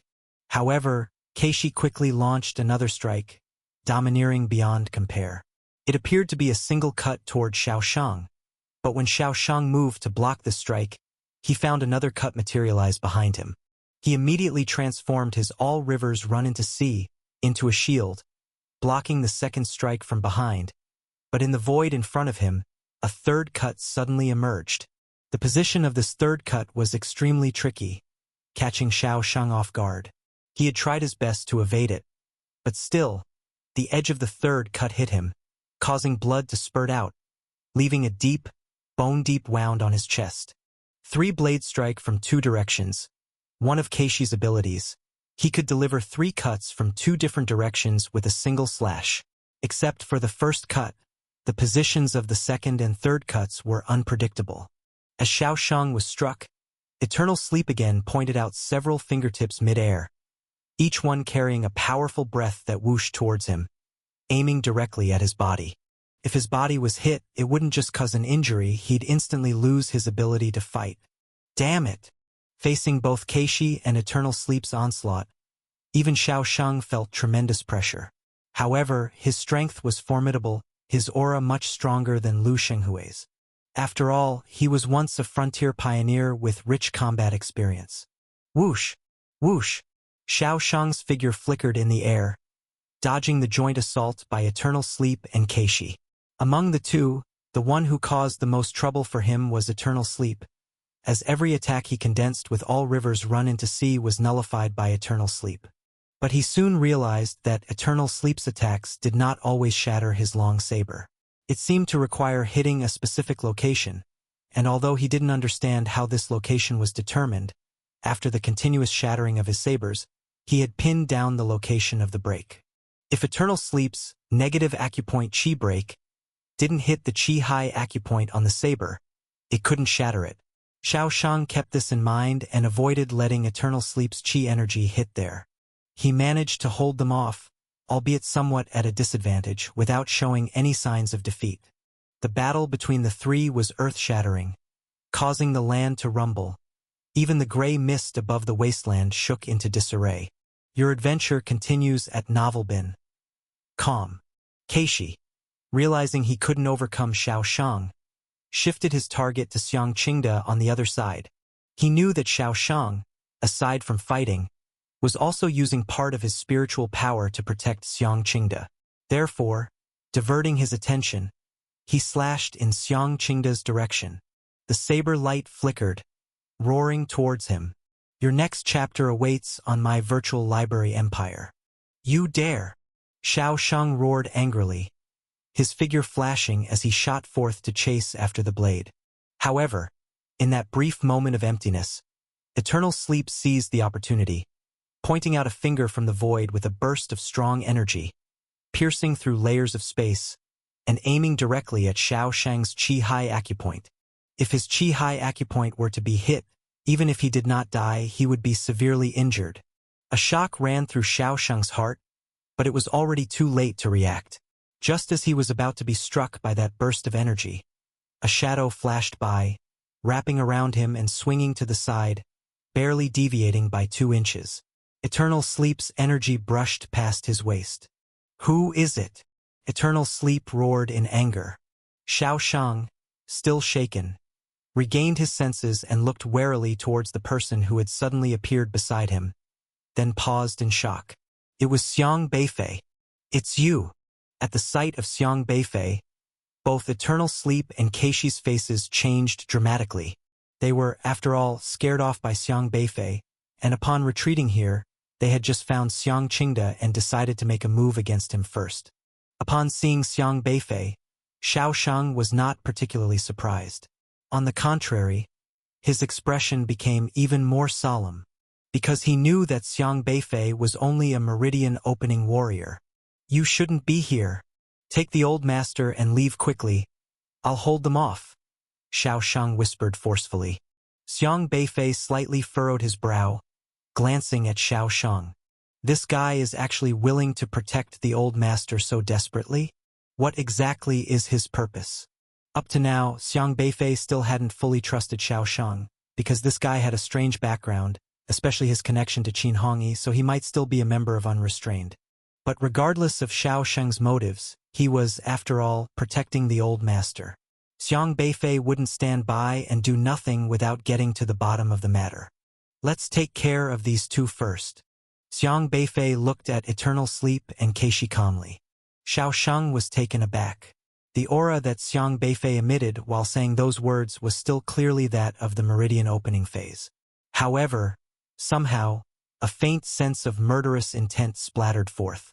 Eternal Sleep and Keishi exchanged glances. They were still wary of Xiang Beifei. Let's go. Without any hesitation, Keishi and Eternal Sleep turned to leave directly. Seeing these two turn to flee, Xiao Shang was also stunned.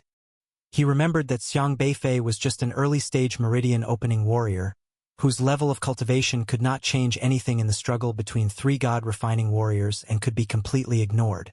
But why, when Xiang Beifei arrived, did both Keishi and Eternal Sleep retreat? But Xiang Beifei had no intention of letting them go. The spirit-gathering book surged once again, with the Dou constellation once more manifesting a giant Saiyan claw, roaring towards Keishi and Eternal Sleep. This terrifying claw that blocked their path made both Keishi and Eternal Sleep's faces pale. Boom!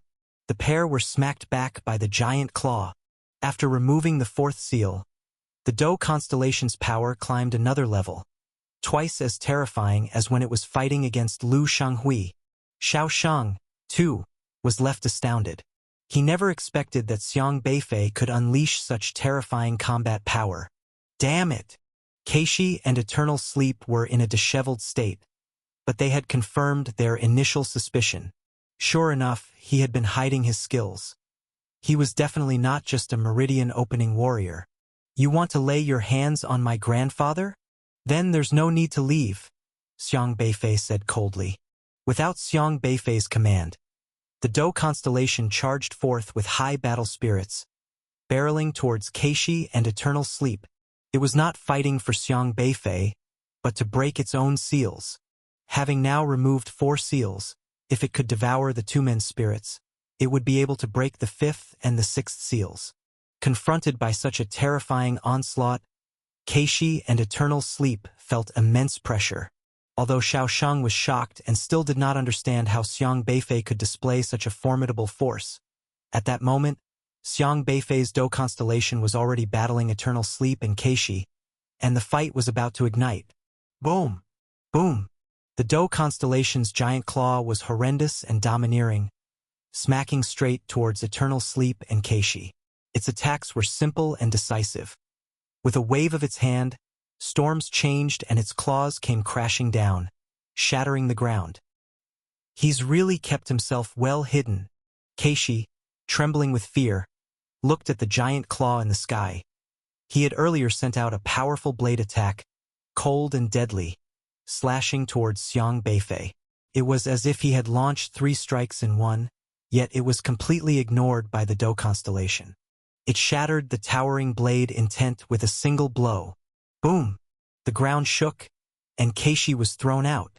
He rose back to his feet, the 9-ring saber in his hand having vanished, replaced by a saber with an extremely long hilt. Swoosh!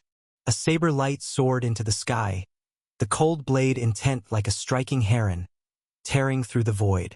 In an instant it locked onto Xiang Beifei. The space around Xiang Beifei became incredibly viscous, each current of air solidifying around him, entrenching him as though in a difficult-to-escape glue. 10 directions break. Keishi shouted loudly, slashing at Xiang Beifei with a terrifying blade. This cut, centered on Xiang Beifei, produced sharp blade intents in all directions, one strike seemingly multiplied into myriad. Countless blades slashed simultaneously at Xiang Beifei, enveloping him within. Even Xiang Beifei couldn't help but furrow his brows facing such an onslaught. Very powerful. He couldn't block it at all. But he didn't need to block it. Buzz. Read new chapters at my virtual library empire. As the aura of the Dou constellation spread out with Xiang Beifei as the center, it transformed into a vortex, positioning Xiang Beifei at its core. The vortex broke the spatial lock imposed by the Keishi blade intent. When blades struck from all directions, the vortex spun faster and faster, instantly crushing those arrogant blade flashes. Boom! Boom! Boom! As the blade flashes scattered, the vortex also slowly retracted, and Xiang Beifei remained unharmed. Keishi couldn't help but his complexion slightly changed. The Dou constellation again condensed a huge claw, which slapped down overwhelmingly. Cover me! We must break this attack to escape. On the other side, Eternal Sleep suddenly shouted and quickly unleashed countless streams of qi, which transformed into extended spiritual power, sticking to the giant claw at strange angles. Negative acupoint qi break. Target already marked. Xiang Beifei's giant claw. Acupoint value plus 98. Qi high acupoint. 2 claw tips typically 19 zhong. Upper claw 3 zhong down. Eternal Sleep System interface now displayed the entire shape of the giant claw, pinpointing the qi high acupoints. Whoosh! Whoosh! Eternal Sleep once again targeted countless streams of qi at the giant claw's qi high acupoint. Despite the claw's strength, it still only exhibited early god refining stage power. As long as he hit the qi high acupoint, this condensed giant claw would definitely be shattered. However, he was thinking too simply. Or rather, he wouldn't expect that someone could see his negative acupoint qi break ability clearly. This ability, to those unaware, had no apparent countermeasure. However, Xiang Beifei wasn't among those people. The most important aspect of negative acupoint qi break was to initially mark something and set up the acupoint diagram. But its major downside was also clear. Any noticeable change in the target's shape meant that the acupoint diagram needed to be redefined. So Xiang Beifei's approach was simple. He slightly suppressed Dou constellation with Xiaohe, which made the giant claw smaller, instantly disrupting the acupoint's alignment. Ding ding ding. No matter how nimble Eternal Sleep's acupoint hitting hands were, or how the qi violently struck the giant claw, it was directly shattered by the Dou constellation. Eternal Sleep, seeing his qi strikes completely futile, was greatly shocked and quickly adjusted, redefining the giant claw's acupoints. However, almost as soon as he acted again, the claw grew stronger. The newly set acupoint diagram became ineffective once more. Butter. Eternal Sleep almost spewed blood. Xiang Beifei completely countered his ability. If the giant claw kept changing, his ability was practically an ornament. Normally, in combat, who would constantly alter their modes of attack like Xiang Beifei? Yet that was exactly how Xiang Beifei played his cards. At this time, Xiaoshang also condensed his All Rivers run into sea and charged over. He wasn't just watching from the side but joined forces with Xiang Beifei's Dou constellation, preparing to take down Eternal Sleep and Keishi. Boom! Boom! Boom! The battle between the four surged terrifyingly. The entire sky vibrated with powerful auras. Xiang Beifei's Dou constellation had already unlocked 4 seals, one being enough to withstand Eternal Sleep and Keishi, let alone adding Xiaosheng's help, swiftly reversing the situation. While Xiang Beifei's Dou constellation suppressed Eternal Sleep and Keishi, Xiaosheng seized the opportunity, transforming his All Rivers run into sea into a long rod sweeping across, directly hitting Eternal Sleep and Keishi. Splurt! Splurt! Both were sent flying backward, clearly heavily injured. The Dou constellation grew more agitated and again lashed out a terrifying claw, immediately smearing Eternal Sleep and Keishi's bodies into 2 clouds of blood. Eternal Sleep and Keishi howled in pain, their souls flickering weakly within the blood mist about to be devoured by the Dou constellation. However, whoosh! The spirit-gathering book was closed, and the Dou constellation instantly vanished without a trace. Catch them! Xiang Beifei turned his head and said to Xiaosheng. He didn't understand what dealing with souls meant, nor did he know how to handle them, but Xiao Sheng surely did. Xiao Sheng didn't need Xiang Beifei to say anything, as his all rivers run into sea had already condensed into 2 cages, directly binding the souls of Eternal Sleep and Keishi. Being martial artists at the God refining stage themselves, he knew exactly how to deal with their souls. After trapping the 2, Xiao Sheng finally turned his gaze to Xiang Beifei. The light in his eyes flickered uncertainly, filled with even more surprise. "You've already stepped into the God refining stage?" Xiao Sheng asked. "That's not important." Xiang Beifei looked at the 2 souls trapped in the blue cages. The appearance of the souls was very blurry, resembling shadows, extremely delicate as if a gust of wind could scatter them. Yet what was strange was that both Eternal Sleep and Keishi still had system interfaces present. This meant that the systems seemed to be connected to their souls.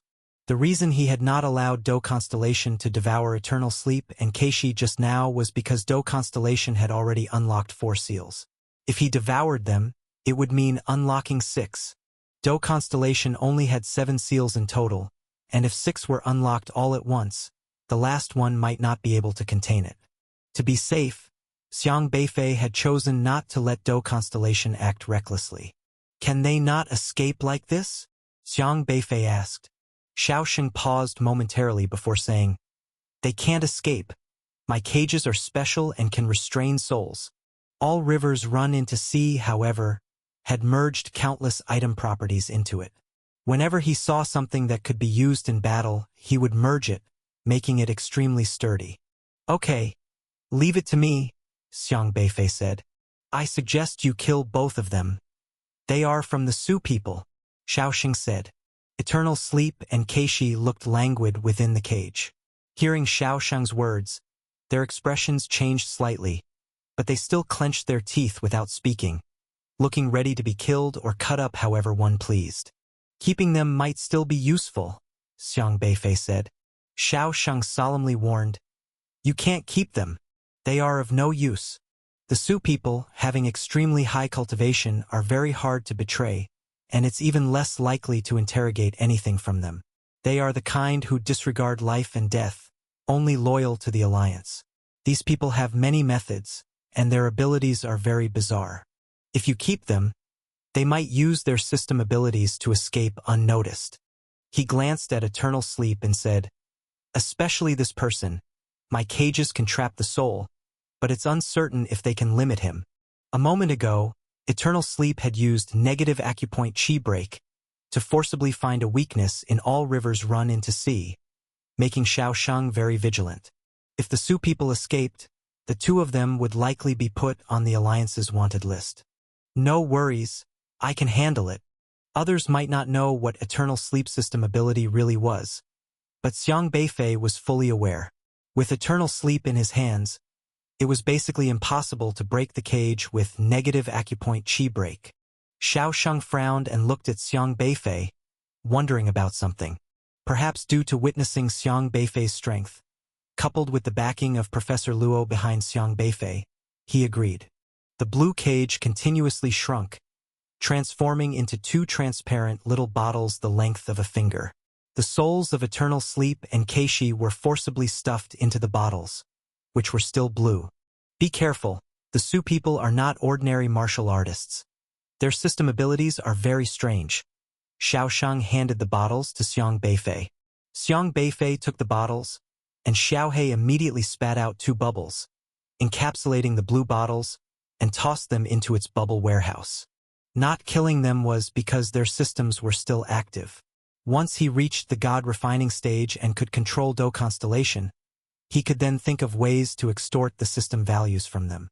Having done all this, Xiang Beifei then went over to his grandfather's side and squatted down to continue checking on the old man's condition. "He'll be all right. It's been several times like this."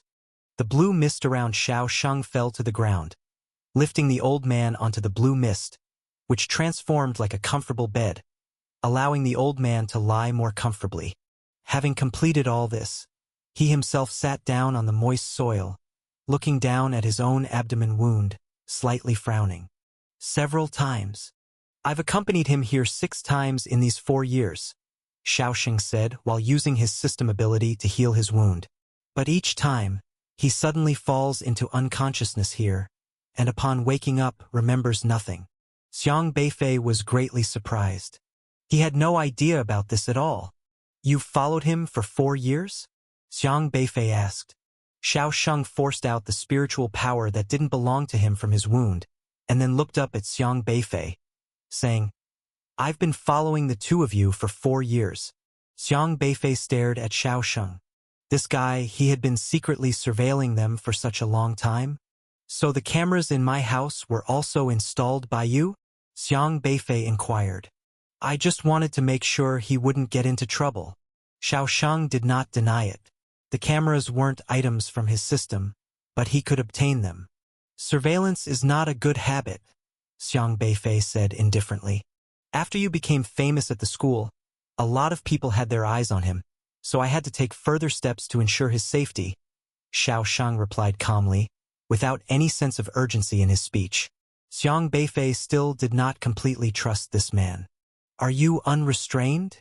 No, Xiaosheng responded indifferently. Then why do you want to protect my grandfather? Xiang Beifei asked. Xiaosheng did not answer immediately but sat on the ground tending to his own wounds. His injuries were quite severe, the bleeding had stopped, but his breath was still very chaotic. He took out some herbs and potions from his system space and poured them over his wounds in one go. He had a very powerful fusion ability, able to extract any component suitable for healing his wounds from any herb and merge it into his injuries. About a minute later, he said, Your father once saved my life. I needed to do something. That reason isn't sufficient. Xiang Beifei wasn't so easily convinced. He watched Xiaosheng while he was still reviewing the system logs of the last few days, checking what Xiaosheng did while he was missing. But there didn't seem to be anything suspicious. That is the only reason I have, believe it or not, Xiaosheng said as his wound started to heal. He looked up at Xiang Beifei and spoke in a calm voice. I didn't expect you to grow so quickly. You're nothing like the youth I knew from years ago. I just awakened the system, Xiang Beifei said. The somewhat autistic youth from years ago wasn't Xiang Beifei. He had only come to this world last April. After all, as a martial artist in the God-refining stage, Xiaosheng's cultivation and strength were incredibly powerful. He observed Xiang Beifei from a great distance, and at that time the newly system-awakened Xiang Beifei couldn't detect him at once. As for 4 years ago, that autistic youth was even less likely to notice. Indeed, Xiaosheng had to agree. In this world where everyone could exploit glitches, many people changed suddenly, starting from the moment they awakened their systems. This was very friendly to Xiang Beifei. Discover stories with my virtual library empire. Because no matter what kind of earth-shattering changes a person undergoes, no matter how bizarre their behavior is compared to the original person's character and actions, it can be explained by the system. So Xiaosheng did not give it much thought. Have you been monitoring us all along? I was only responsible for looking after you, to prevent you from getting into trouble, Xiaosheng said. After you entered Liangzhou University with Yi Changfeng and Professor Luo there, I stopped paying attention to you and only looked after the old master. Xiang Beifei was still pondering the credibility of Xiaosheng's words. Xiaosheng didn't try to make Xiang Beifei believe anything in particular. He answered when asked and kept silent otherwise, without any rush to provide explanations to gain Xiang Beifei's trust. How much do you know about my grandfather? Xiang Beifei scrutinized Xiaosheng, who looked completely different from the waiter Xiaozhang he met for the first time. That Xiaozhang appeared very cheerful and was very enthusiastic. But the Xiaosheng in front of him wasn't. The real Xiaosheng didn't seem like someone who liked to show his feelings through his expressions. Even after going through a life-threatening battle, it seemed like he didn't take it to heart. Even when Xiang Beifei displayed the strength of the God-refining stage, he accepted it easily. Not much, only that he is not just a simple N-level awakener, Xiaosheng said soberly. And the reason he came here? I'm not sure, he just sits on this mountain and stares off into space, Xiaosheng said, pointing behind him. Mountain? Xiang Beifei turned to look but did not see any peak. The clash between the four god refining stage individuals had caused immense destruction, with debris scattered across 2 to 3 miles radius, leaves and branches strewn all over, and several mountains were even cut in half, crushing a lot of vegetation. "Wait," Xiaoxing said. The dirt around seemed to be churning slightly, as if something was trying to crawl out from underground. But Xiang Beifei quickly realized it wasn't that there was something beneath, but rather the soil itself was reassembling autonomously. The earth was arching upward, and the shattered rocks began stacking, slowly forming the outline of a mountain. About 10 minutes later, a mountain peak over 50 meters tall had rapidly risen, and this mountain continued to grow. As it reassembled, many weeds and plants also grew from the land and covered its surface. In the vast wilderness outside the domain, many plants were incredibly resilient. The soil was full of various plant spores. Even the martial artists at the god refining stage weren't able to completely destroy them at once. They would grow rapidly, and an area that had been destroyed a few days could recover quite a bit. This mountain is 361 meters tall. Anything can happen in the wilderness outside the domain. Many desolate beasts like to build mountains as nests, so the rugged mountains you often see are often reshaped by different desolate beasts with their abilities. For a desolate beast to create a large mountain wasn't difficult. The wilderness outside the domain had a very strange terrain because different terrains were home to different desolate beasts. Sometimes they would forcibly transform some areas to suit their own survival. Anyone who has received the knowledge of a pioneer knows this. Xiaoshang looked at the mountain that was still self-repairing and added, "But this mountain is very strange because even without desolate beasts intervening, it will still recover on its own." "Yet you're not that surprised," Xiang Beifei said calmly. "You too, right?" Xiaosheng countered. Xiang Beifei didn't follow up on his words, just stared at him and asked, "Do you know there's something odd about this mountain?" "Yes, this mountain has collapsed many times. I've witnessed at least 6 collapses," Xiaosheng stated evenly. "Every time my grandfather came here, the mountain would collapse?" Xiang Beifei's gaze flickered. "Yes, and..." Xiaosheng paused for a long while before slowly declaring, "It was destroyed by the old man's palm." Xiang Beifei was somewhat astonished. Grandfather had destroyed the mountain? This mountain peak over 300 meters tall, Xiang Beifei, still in the meridian opening phase, absolutely couldn't shatter it with one palm. To achieve that, one had to be at least in the god refining phase. How did he manage that? Xiang Beifei inquired. "You'll see if you look." Xiaosheng tossed a spherical object to Xiang Beifei. Xiang Beifei recognized the sphere.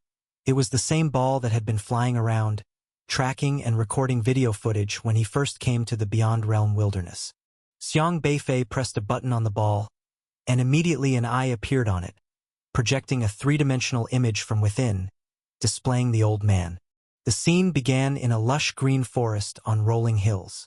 The old man stood atop one of them, gazing intently ahead with a hint of urgency in his eyes. Compared to the other peaks, there was nothing particularly remarkable about this mountain. Covered with dense vegetation, gray miasma wafted at midway up, and birds and beasts fluttered about. Even someone flying overhead wouldn't give it a second glance. Yet there the old man stood, continuously touching his head, looking very uncomfortable. His aged eyes, sometimes clear, sometimes fell into a haze, as if clueless about what he was doing. About 10 minutes later, he suddenly levitated into the air and struck the mountaintop with a palm. There wasn't much force in his strike, but this soft palm nonetheless split the mountain peak. The entire peak crumbled from the top, its downfall sending a powerful shockwave that shattered all vegetation on its surface, creating a thunderous rumble as the ground itself vibrated, stirring a tremendous commotion. After that deed, he again clutched his head, swiftly lost consciousness, and fell from the sky to the ground. Over the years, he must have come here more than 6 times. At first, when he disappeared, I had no idea where he went. Later, with some luck and a lot of effort, I managed to track him here. Since then, I've marked this place. Whenever I realize I can't find him, I rush over here immediately, Xiaosheng explained. Xiang Beifei continued to watch the previous 6 incidents, all of which Xiaosheng had recorded. Each time the old man shattered the mountain as if he bore a grudge against it. He broke it 6 times, causing many desolate beasts to flee in panic, and the ground roared with the tumult. Quite a commotion, Xiang Beifei noted. Yes, but disturbances are normal in the Beyond Realm wilderness.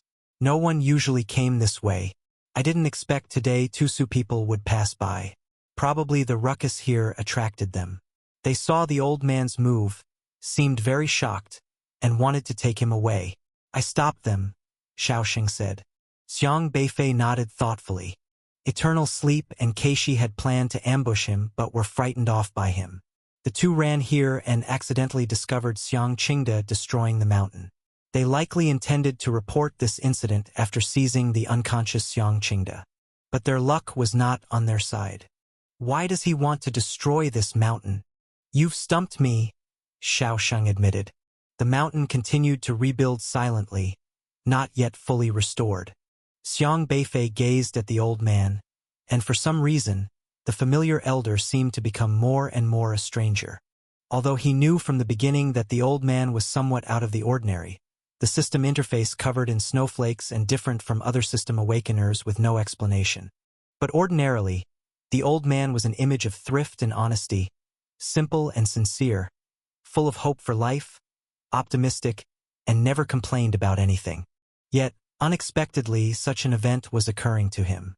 Does he not remember what he did when he wakes up? Xiang Beifei asked. He doesn't remember. Sometimes he would faint here for hours, and then suddenly disappear.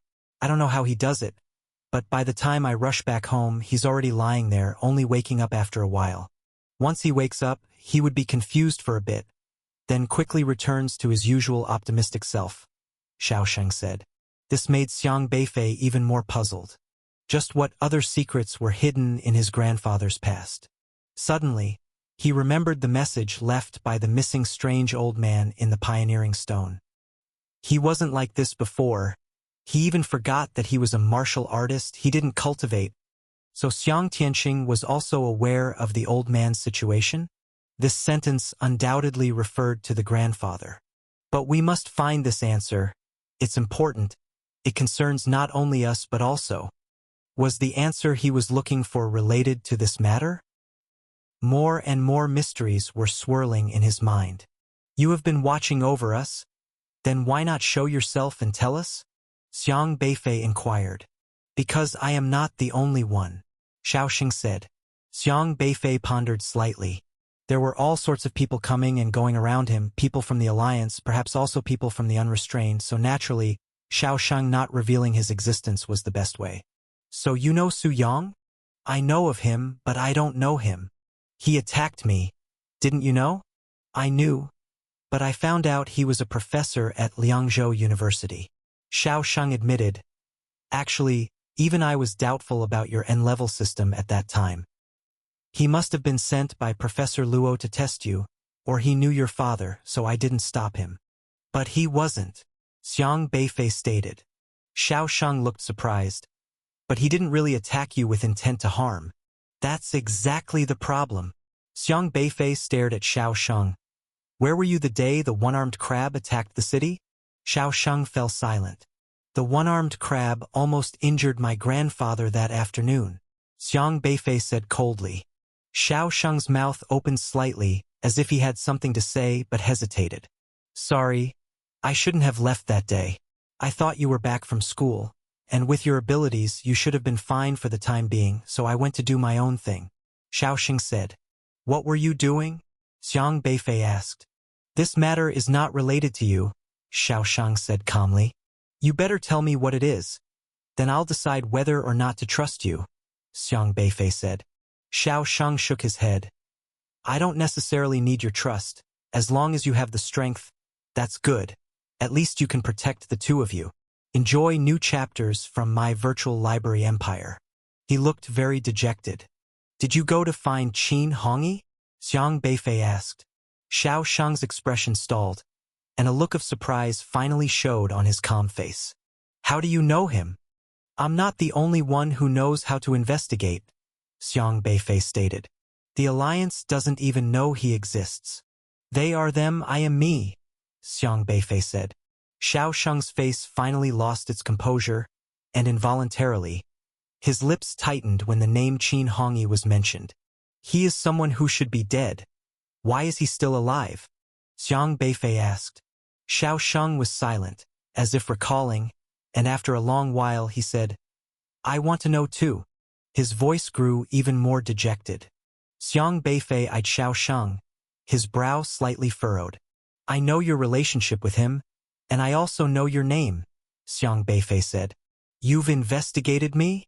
A god-refining martial artist condescending to work as a waiter in a shop and hovering around my grandfather. I had to be cautious, Xiang Beifei said. I understand. Xiao Sheng watched Xiang Beifei, not at all surprised that his own background had been discovered. Given the talent and strength Xiang Beifei had demonstrated at this point, it would have been more surprising if he'd remained in the dark. You are indeed very special. I am glad you awakened the system. Unlike Shi Wenxuan and Yi Changfeng, from the moment Xiang Beifei awakened the system, Xiao Sheng stopped treating him as a child. He had witnessed the transformation of Xiang Beifei from a solitary, repressed little boy to a diligent and hard-working youth before and after awakening the system. He was well informed about everything, including studying Rapid Flame with Lu Hong and teaching Yulei a lesson.